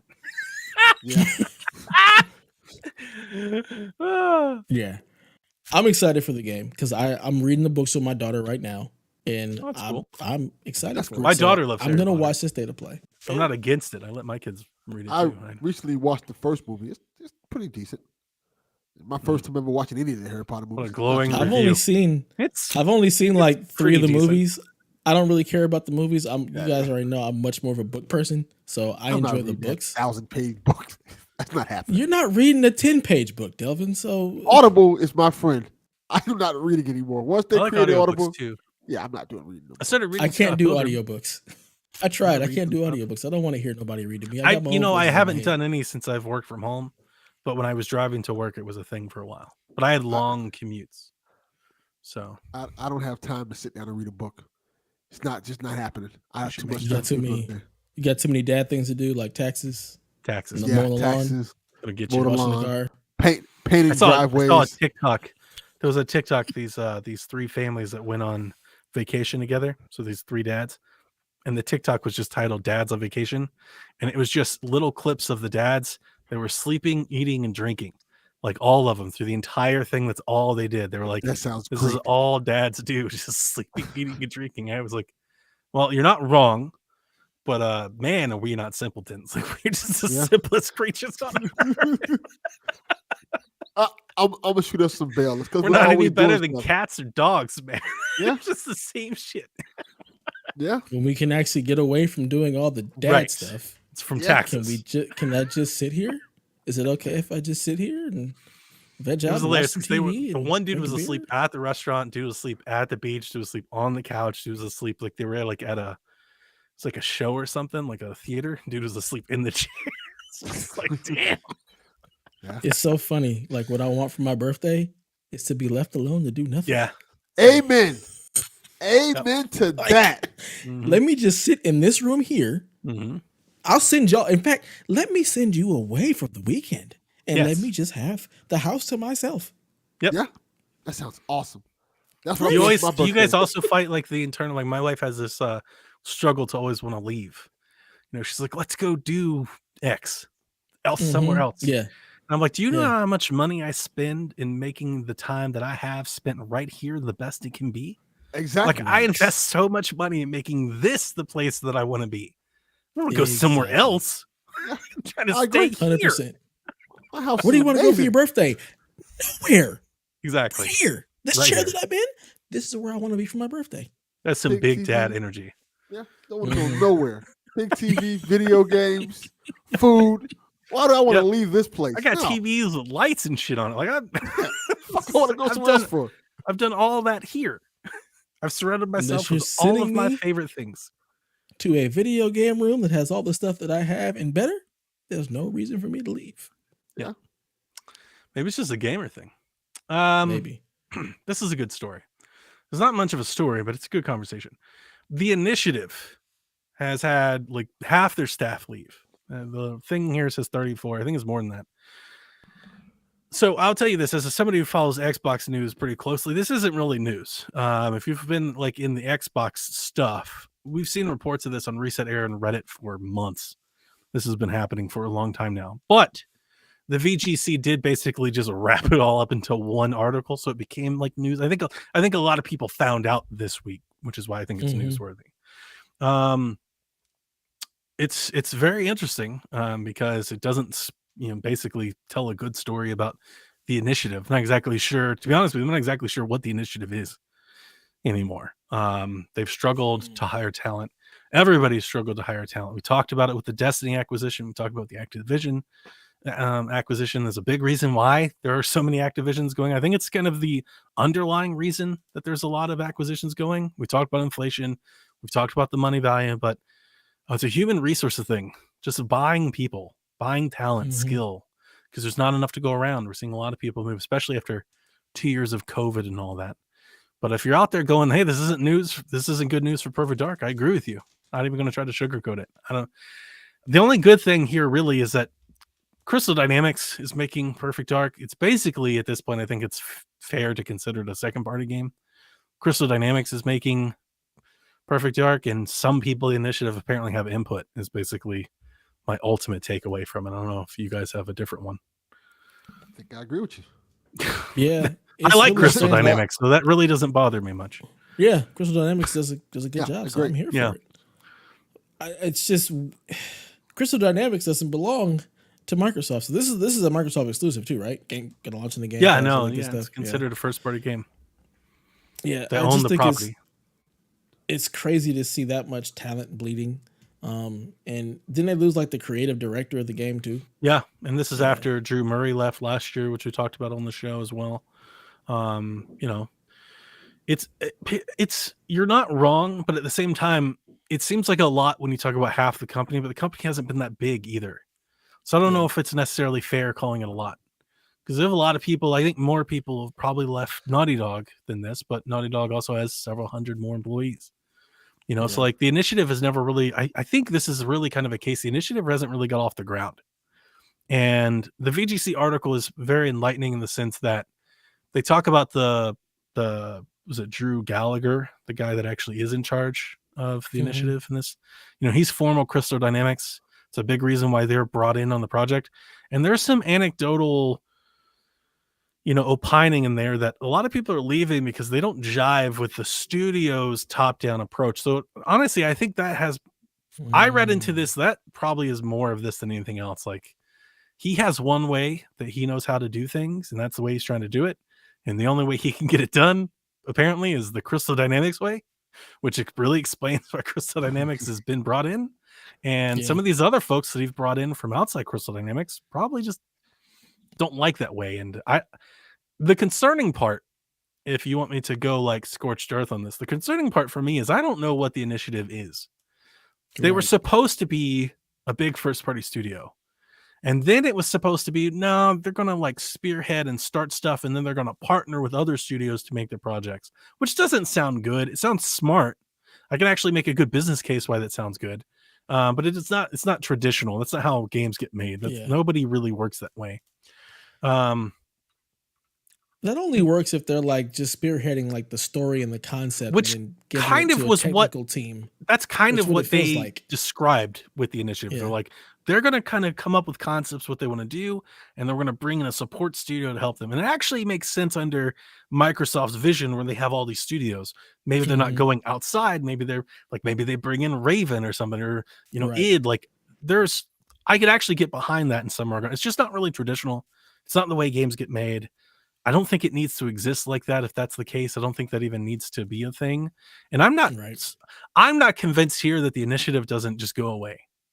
I'm also not convinced that they don't build up the initiative. Like, it's just not there yet. Maybe with COVID and stuff, like, you know, it is out there and with Santa Monica, I think. So maybe it's just not ready, and maybe it just needs to be rebuilt. Maybe they replace this Gallagher guy, or maybe they try to buy Crystal Dynamics and put it with him or something. I don't know. But like, it clearly screams to me that they don't know either. I don't think anybody has any. Now, the good thing, again, if you read the original VGC article, they did specifically state that Microsoft has given them a lot of flexibility and a lot of freedom, and they want them to make this game the way they want to make it. They even said that they've put Perfect Dark on hold a little bit while they continue to work around like creative losses and kind of really figure out where they want it to be. So if you're expecting Perfect Dark soon, maybe delay that a little bit in your mind. 2025. But it's nice that we haven't seen like the heavy hand from Microsoft come down and start trying to like make something happen, that they still want to let this studio find its way. I do think it's worth mentioning, you know, they're building the studio from the ground up. They didn't buy the initiative. It didn't come turnkey. It's a little harder to do as well. So, but I mean, the Perfect Dark franchise, you got a lot of people who are looking for something big from that. So I think take your time. Allow the studio to get its footing.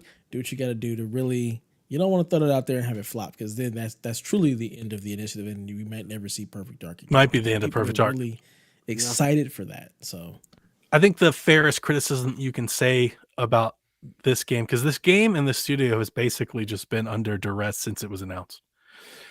They definitely showed it too early. They should have never done that show and tell 100%. And all of that, because it's just not ready. It wasn't ready then. It's not ready now. Like, just go quiet, go back to the drawing board. And I'm wondering if the initiative just doesn't get shut down and they move those people into other studios, and or if they just like start replacing folks and rebuilding the initiative, like start over. I wouldn't be surprised if they just like, Crystal Dynamics, you're making Perfect Dark for us, and we're going to rebuild the studio. They might have to. They may have to. Yeah. Yep. EA Play Live has been canceled for this year. I mean, there's no E3, which is typically around when they hold this event. Does EA Play have anything? Does EA have anything on the docket for like this year? I mean, they've always got their sports games, and that's a lot of what EA Play is. So EA Play Live typically It's is like that in we're gonna Star show you the new Wars. FIFA, the new Yeah. Madden, and whatever Star Well, Wars. FIFA's got nonsense we're issues. working on. We don't know anything about Star Wars. There's a golf game out there Yeah. somewhere. Who knows when it's Oh, coming? that's Probably right. I updated forgot all about NCAA that golf football. game.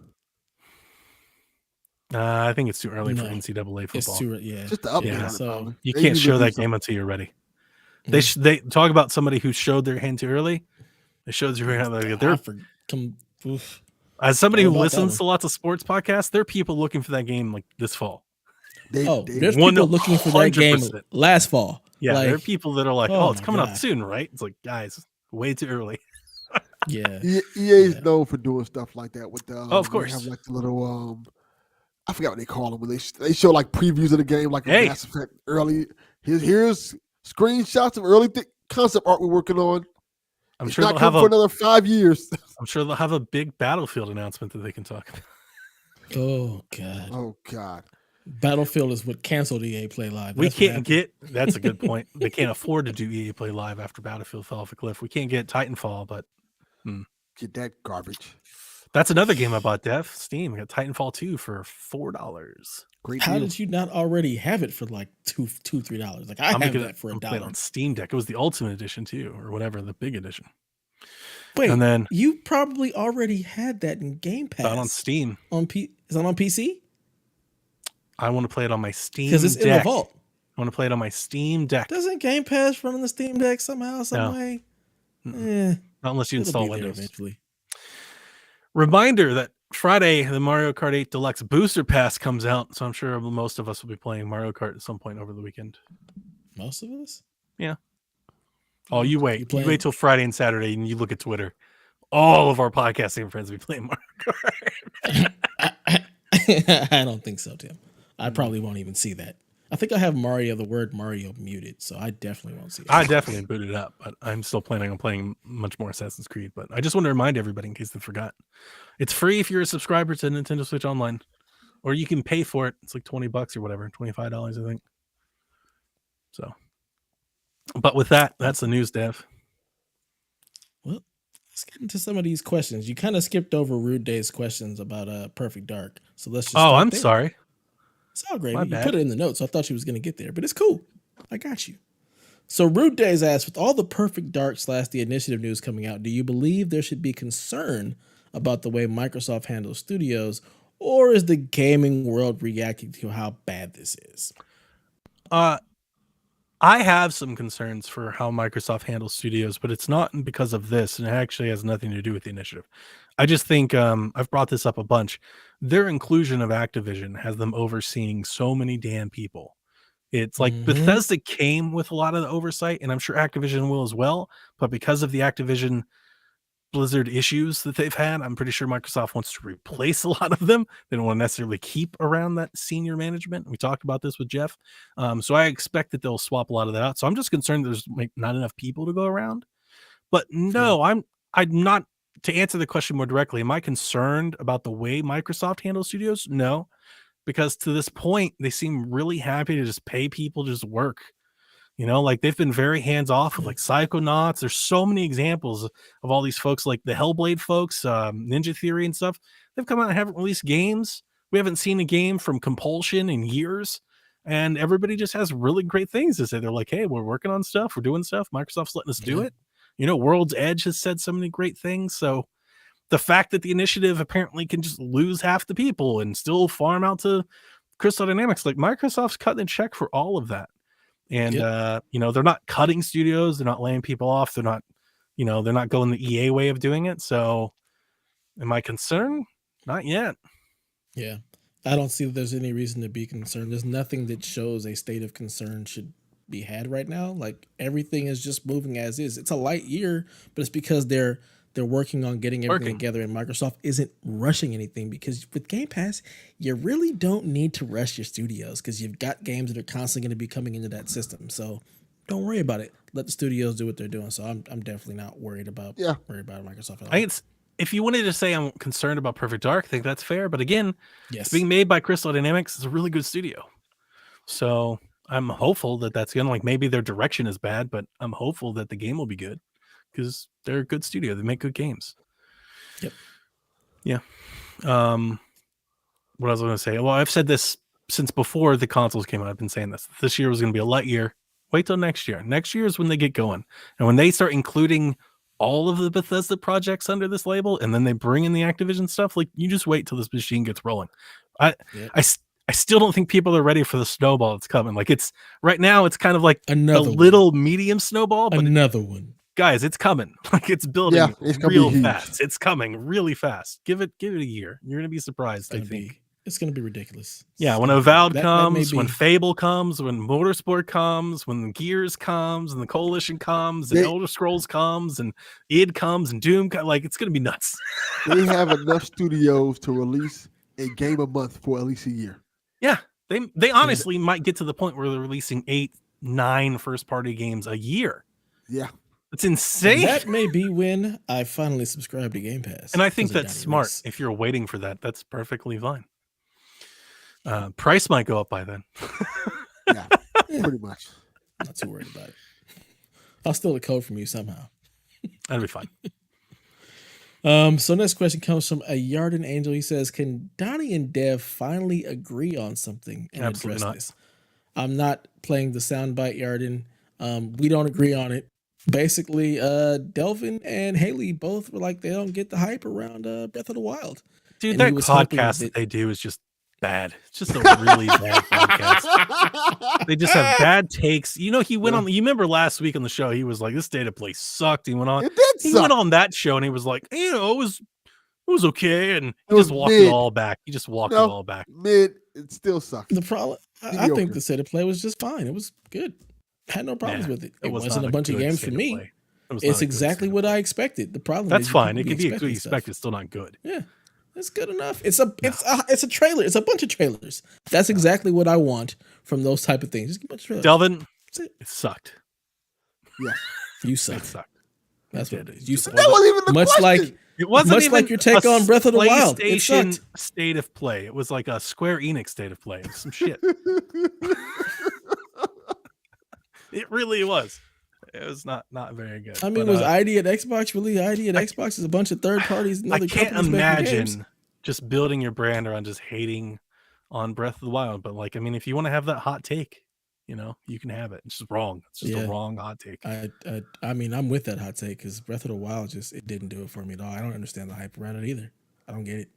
I need to have better taste. Big ass empty game with stamina What? and I don't- cooking. If I remember correctly, the question was, Insane. what game do you think is overrated? It wasn't like the game sucks.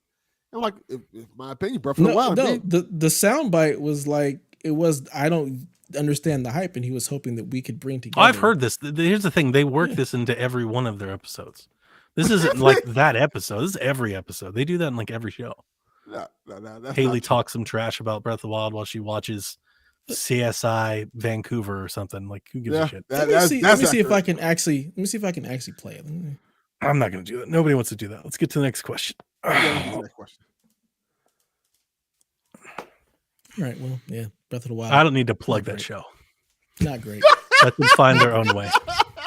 Wow, Donnie, hateful. Hey, It's all good. talk shit, get shot. This is true. This is true. Very true. Brendan Myers would like to know, when is the last time you felt like you were waiting for what felt like forever, and then finally that thing happened? Whether it was a console, a concert, a movie, etc. You guys have any stories that just felt like it took forever to get here and it finally showed up? I feel like I get so hyped for stuff. I feel like this for everything. So I don't, It's in the name. It's in the name. Eat the hype. yeah. Last of Us 2 for me. Hmm. Because when it first got delayed, and then something happened, it got delayed a little longer. Like, come on. Well, they showed us that game for like 7 years. Yeah, it felt like Yeah. forever we Good waited for God. that game. I was certain when Everything I on bought my PS4. PS4, like the Oh. day I brought my PS4 home, I was like, next year, Last of Us 2. Wasn't even close.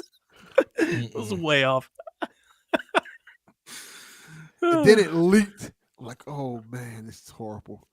I just want to play the game. And it just kept us waiting. Yeah. And waiting. Ugh.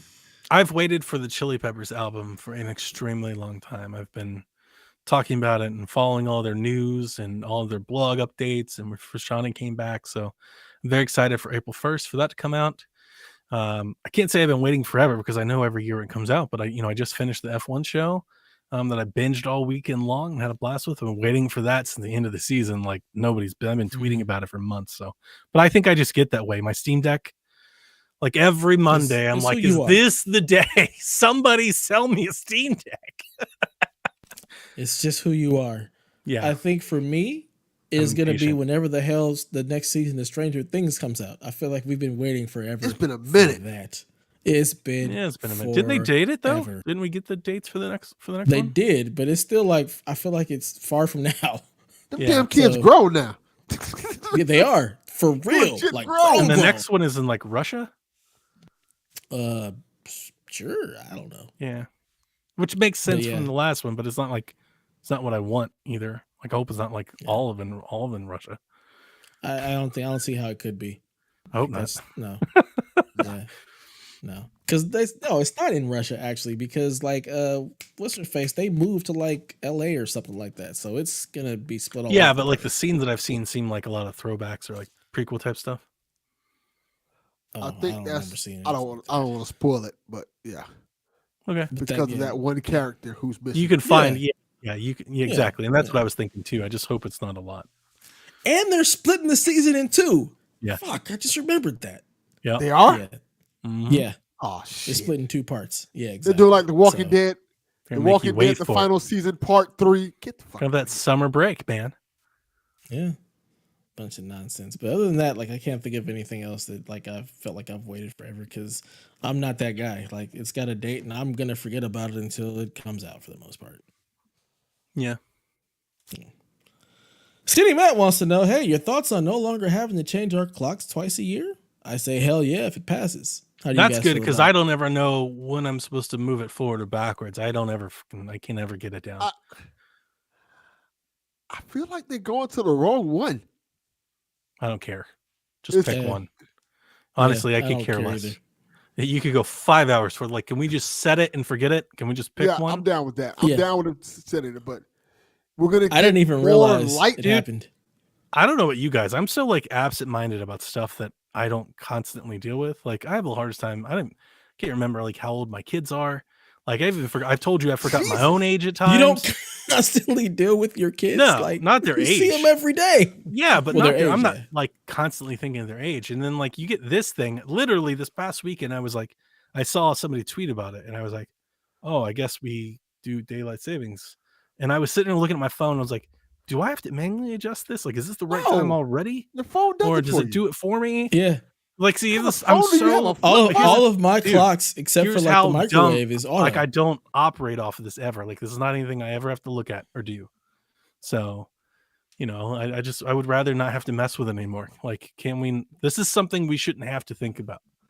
I didn't have to think about it because my phone did it, and that's what I used my time for. So when I woke up on Sunday, it was whatever time it was, and it was like it wasn't an odd thing. Waking up now on the weekdays at 6 to get my kids ready, it's like when my alarm first went off, I woke up like this can't be right, and then I remembered, oh yes, like 7 times, but it didn't affect me because it didn't matter.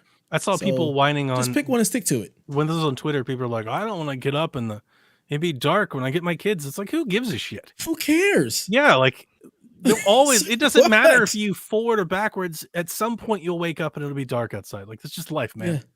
Like if you get up that early at one part of the year, it'll be dark. So get over it. Just like let's get over it. Let's get a move on. Pick one and my kids aren't at school. Pick one and let's go. I prefer to do the one. I don't know which one are we picking? Where it's later. It's gonna turn dark at 8 o'clock at night, essentially.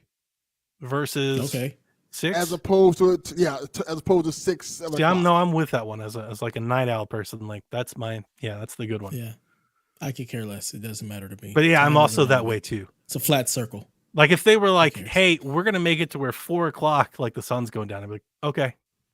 Yeah, I don't care. Like just pick one and we'll adjust. Move. Yeah, we'll adjust. My car's got headlights. We'll be fine. Yeah. Mike Fowler wants to know, what is there more of, doors or wheels? I don't know if I'm you guys have extremely seen this has excited been for this trending. question. I've been thinking about this one a lot.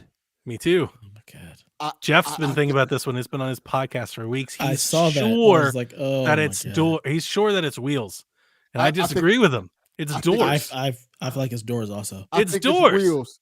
I know why I think it's wheels. I have a reason why.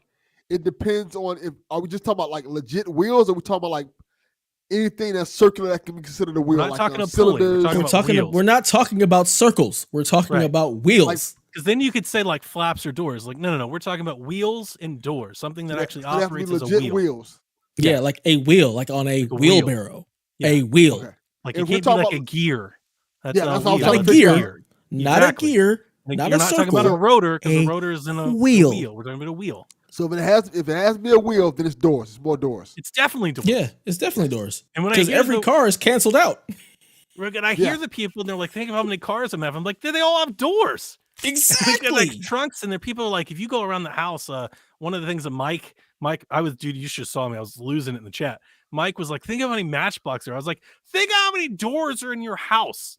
How many closet doors and back doors and front doors and garage doors. Now think about that in an apartment building. Now think about that in an office building. Now think about a skyscraper, a factory. There are doors everywhere. Everything Before I has even doors. went there, I was like, every car has 2 to 4 doors. There's no And if a houses with door, if you wheels. count the trunk.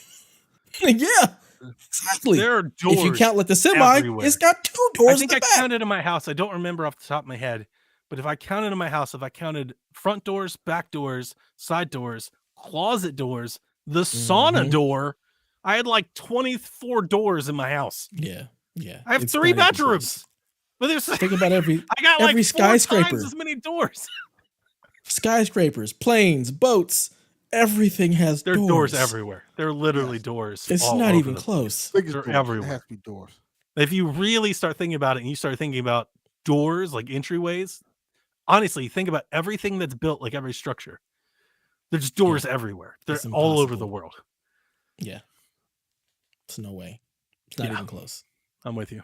I'm Again, on team this is doors. When you talk And I about wheels, I not felt just so circular things that ratioed. can roll. Exactly. I was so ratioed because in their chat, like it was 99% wheel people. And I was like, how could you I possibly don't think even that? understand that. There are a lot of wheels out there. There's a lot of wheels. There I don't think are. as many as There doors. are a lot of wheels. I'm with you. There are a lot of wheels. People just think about the front door. I'm like, no. There's so many goddamn doors. Like you're crazy. If you even consider wheels, I'm sorry, you're crazy. But It's they were crazy. going down that path where they were like, where there's so many circles. Like the question isn't how many circles are there in the world. Exactly. You know, the question is how many wheels are there. Yeah. I'm sorry, Question. like the gears A in your fulcrum car, that those rolls aren't and wheels. supports That's something. a circle. That's a it's wheel. a gear. It's not a wheel. Right. Your question, Delvin? Like I said, it has to be considered a wheel. So tires don't count in this or anything like that. It has to be a full wheel. I mean, tires count. That's a wheel. So if it's like a tire shot with a bunch of tires that doesn't Yeah, have I would allow that. That's fine. Okay, You could that's roll fine. that and it'd be a But wheel. Yeah, that's a That wheel. tire shot has a bunch of doors in it too. Yeah. I don't And think everything tires it's don't have- attached to has a bunch. Everything it's attached to has a bunch of doors, and they ain't got no wheels. Mm-hmm. Ain't no wheels in that shopping center, except for in the tire store. Bunch of doors. Think of a door, just like a door factory. Do you have any idea how many doors get made in this country? How many Monsters, places Inc. there are that Monsters, just are Inc. full of damn doors? That's all there's there is just pallets and pallets and pallets of doors. Think about a hospital or a jail. Oh my gosh. It's so many doors. Yeah, doors. Hotel. Mm-hmm. Yeah. The Empire State Building alone. Oh my God.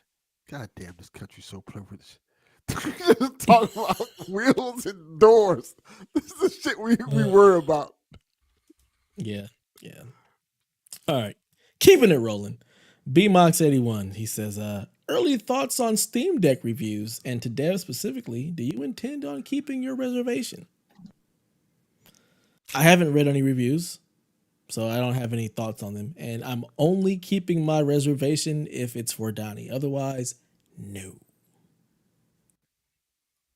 I haven't Thoughts, seen any Donnie? reviews either. It's just me. That's fine. I Yeah. can carry the question.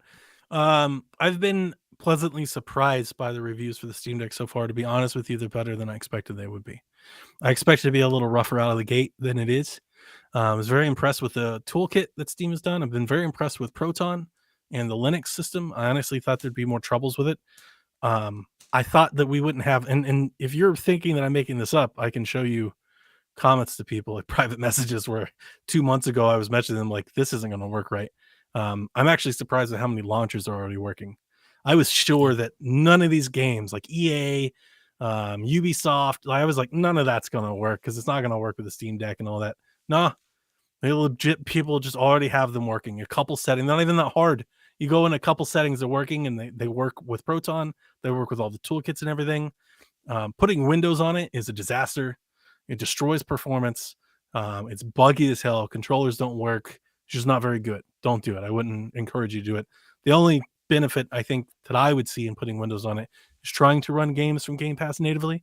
But your performance is going to be tanked. So I wouldn't even, it's not even going to be worth it for me. My bridge The for Game Pass Pass versions of games suck anyway, so don't. my bridge for Game Pass in the interim until they get it working or some sort of compatibility or some sort of API, because I think that will come. I think it's inevitable. Microsoft will find a way to support the Steam Deck. But my bridge for that right now is you have xCloud. And then I think an underlying thing that a lot of people aren't considering is you do have remote play.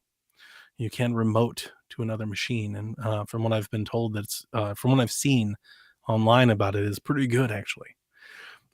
Performance has been, I think, better than expected. A lot of games you're going to want to play at 30 FPS because it's just going to give you the best of both worlds in terms of battery life and smooth performance.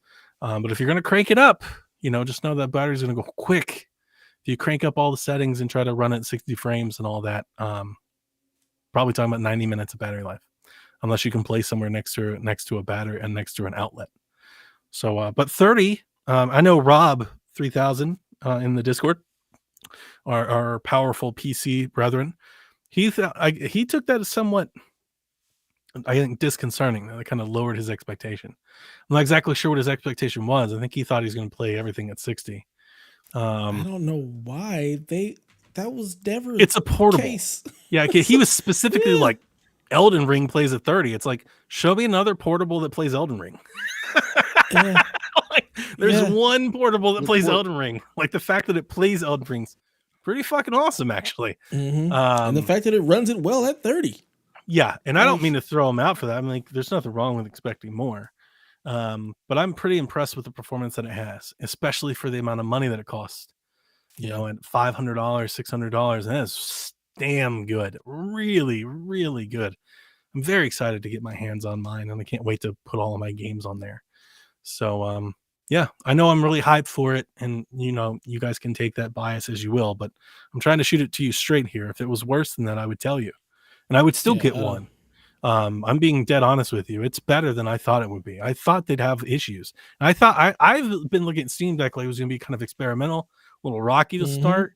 6 months, 8 months, they kind of catch up. Nah, that's not the case. This is a legit platform right out of the box.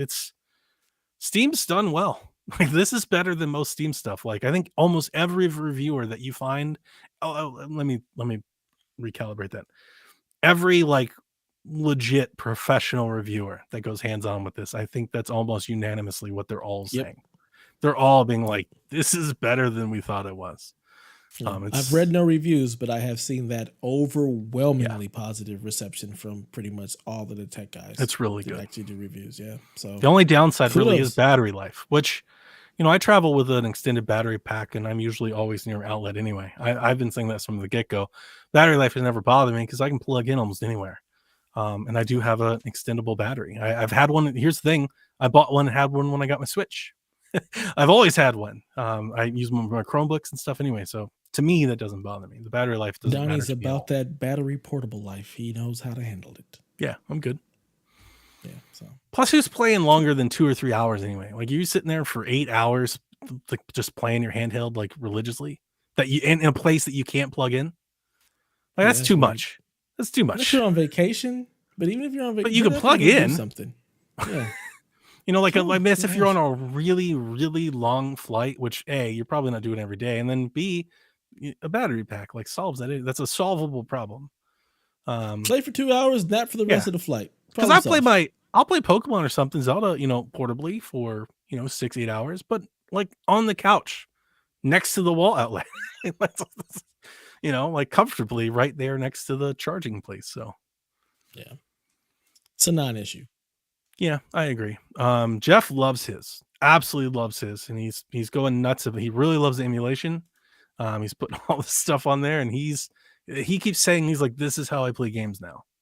That's a big statement from somebody who has everything. But he literally has you followed everything, suit. and he's like, this is exactly how I'm going to play stuff from now on. That is more power to both of you. It's not the way for me, but I also don't like portables. So I don't think it's going to be the way that I play stuff, but I'm definitely going to be, it's going to take over the majority of my Switch time. Will be dedicated to Steam Deck. The majority of my play on the go time, what little there is of that, will be Steam Deck. I'm honestly just looking forward to, it's just away from my computer time is really what it is. And that's smaller than at my computer time. But to me, my Steam Deck isn't my platform. The Steam Deck is the companion to my platform. My platform is this PC and this monitor that I built.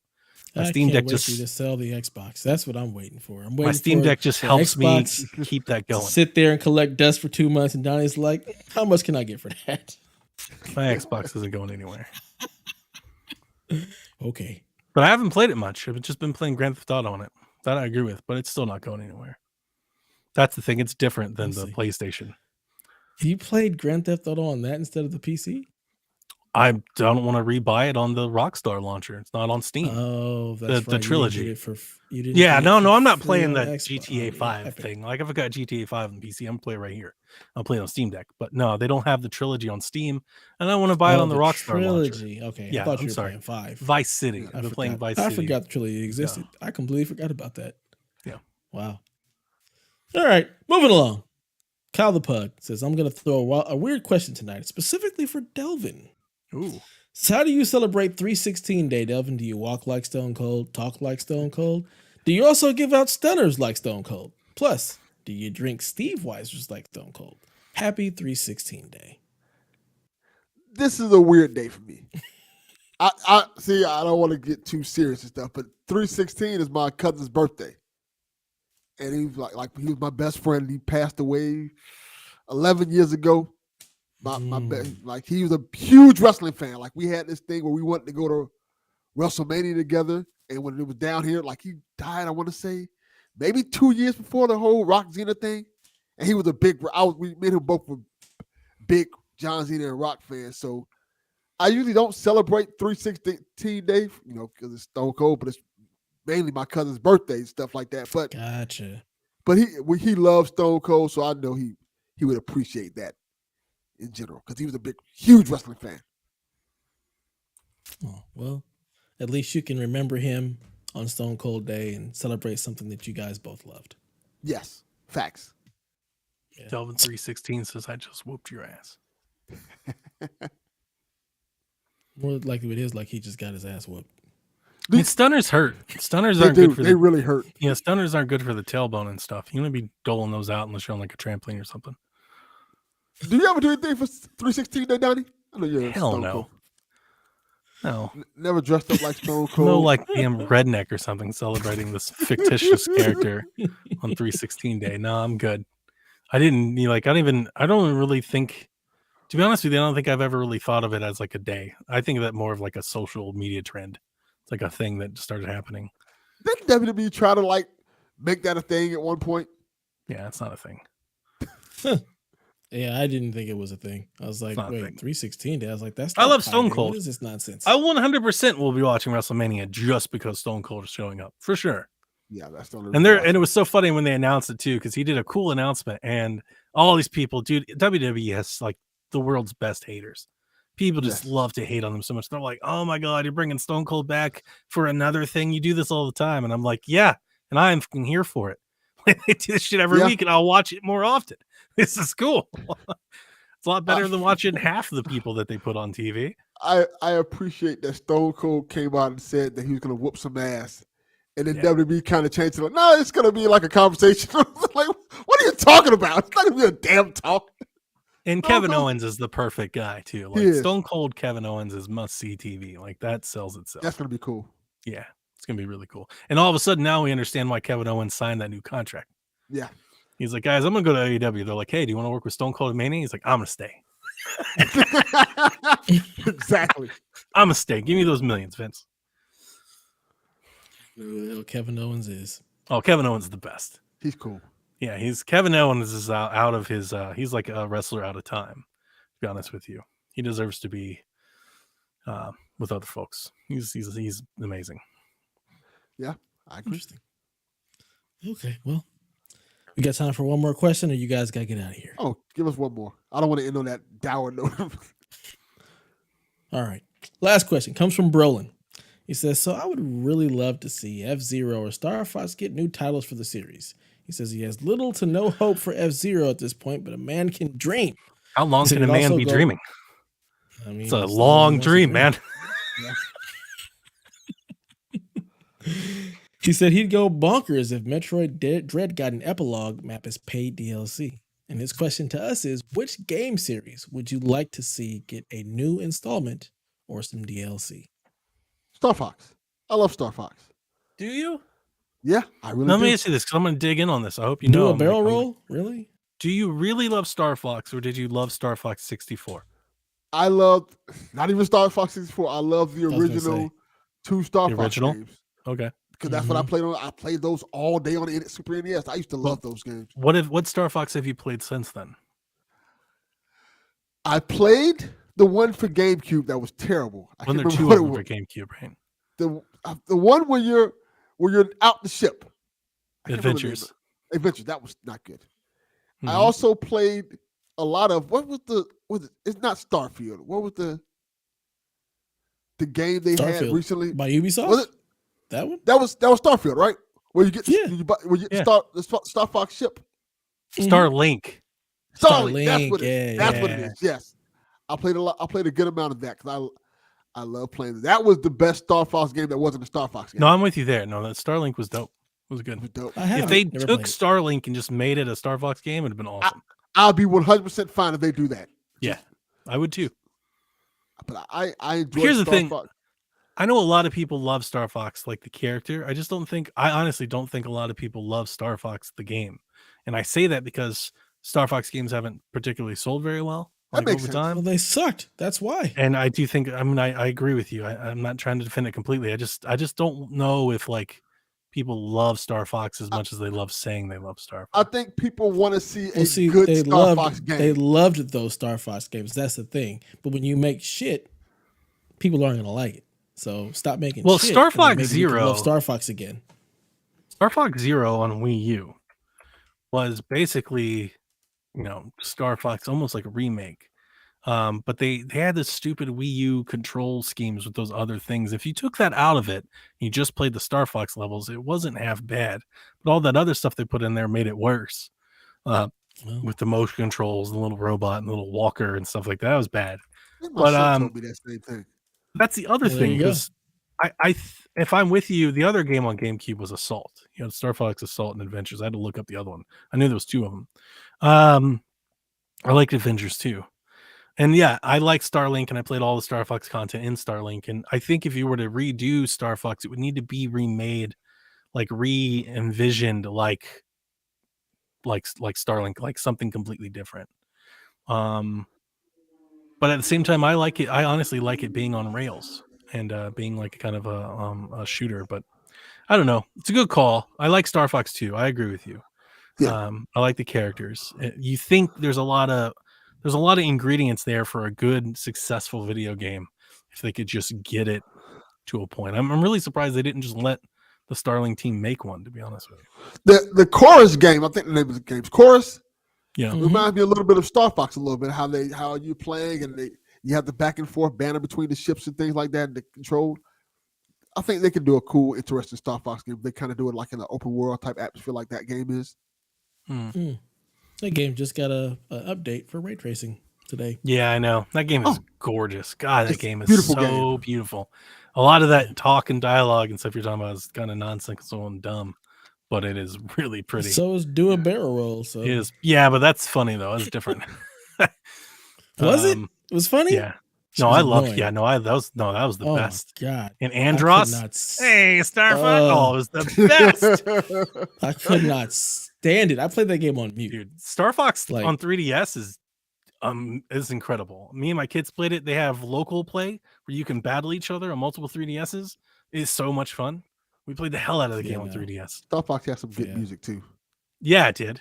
Yeah. Very good music. And see, and that's the thing is, I can see a Starlink game if they made like an open world space game where you're doing missions on multiple planets and you get the No Man's Sky where you take off and go into outer space and stuff. Like, I see that Star Fox game and I'm like, that's really cool.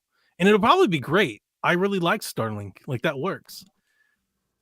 But I kind of like Star Fox on rails. Like, I also want, I want a new on rails Star Fox, chase high scores, chase hidden paths, traditional Star Fox game. And I wonder if my theory for a while, I think me and Jason talked about this early episode of Nintendo Shack. My theory for a while is I don't think they can sell one of those anymore. I wonder if Nintendo's nobody's going to buy on rail games.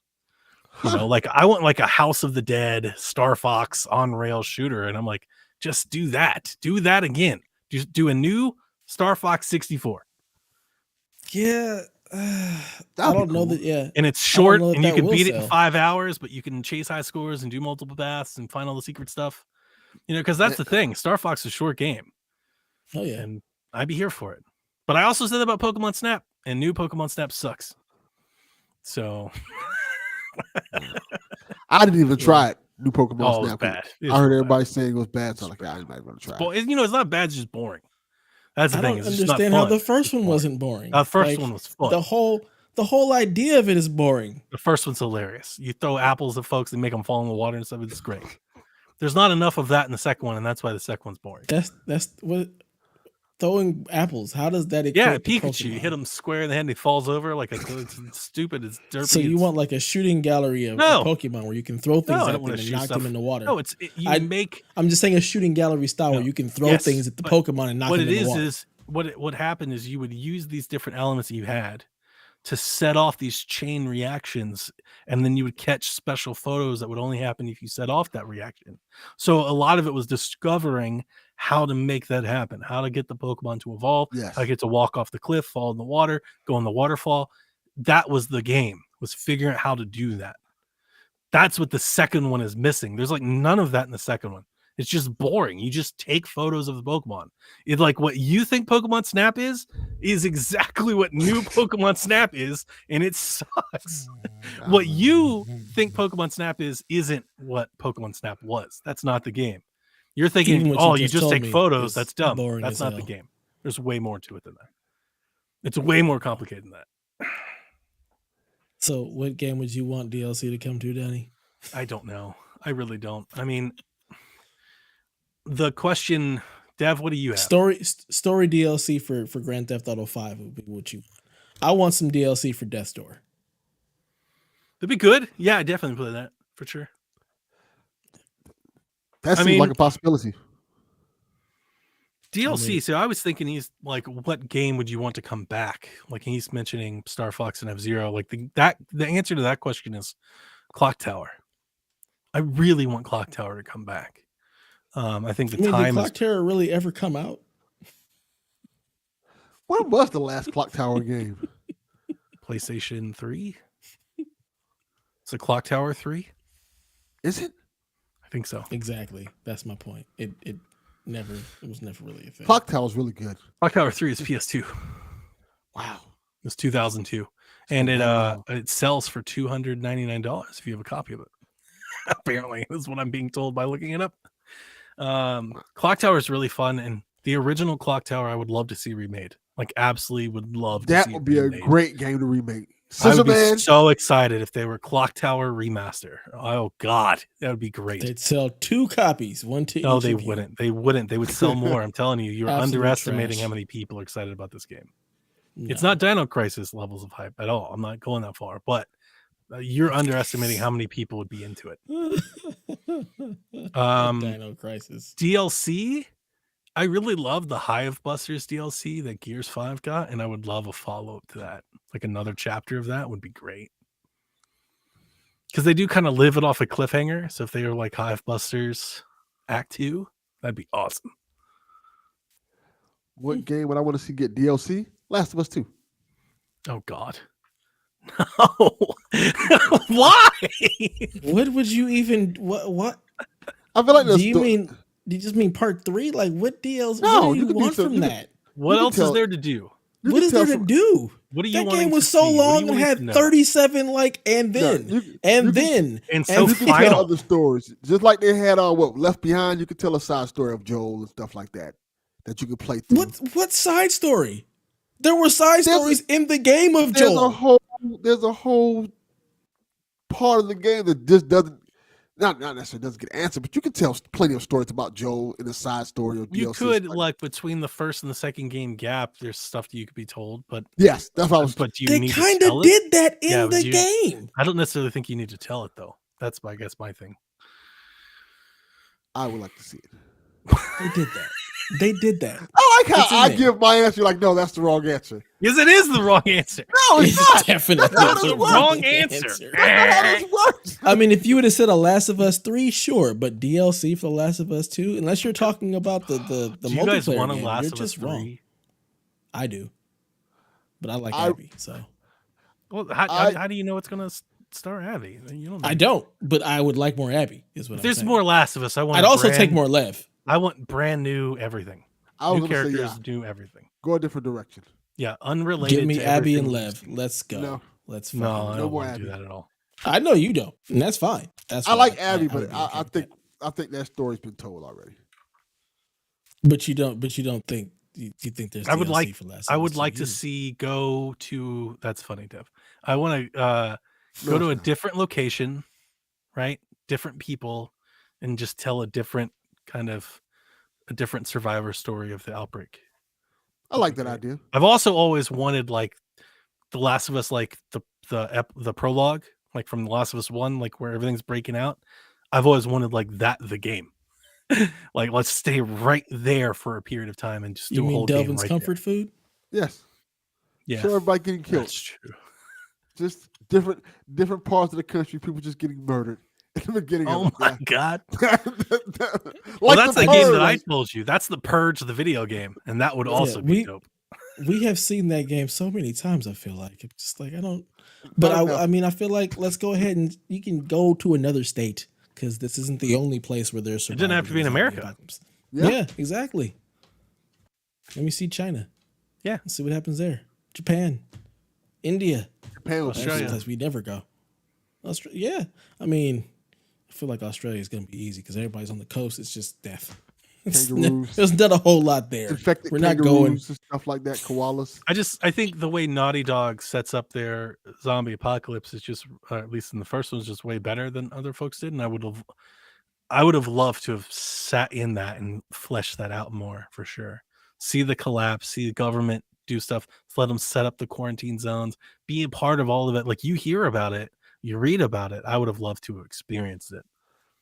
Yeah, that'd be cool. That'd be the DLC that you could use, but not for Last of Us 2, Delvin. You're dead wrong there. And it's No. okay. It's No, okay to be not wrong. wrong. It's fine. I'm wrong all the Definitely time. wrong. Can't be wrong with a question where you 100% your answer, wrong. Your opinion. No, you can be. No. You have the No. wrong opinion, and it's okay. not how that It's works. okay. Just That's not embrace how it. that It's fine. works. It's fine. Not even close, man. And on that note, that is going to do it for episode. What is this? 28? I think it's I 28. believe so. Yeah. Sure. Yeah, that'll do it for episode 28 of the PSVG podcast. Please feel free to check us out over on the Twitters at PSVG. Subscribe to us on YouTube. And check us out on our Discord if you want to come find more ridiculous conversations, because they take a turn. Boy, do they take a turn. We kind of go a little bit everywhere.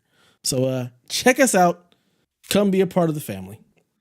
And with that, play some video games.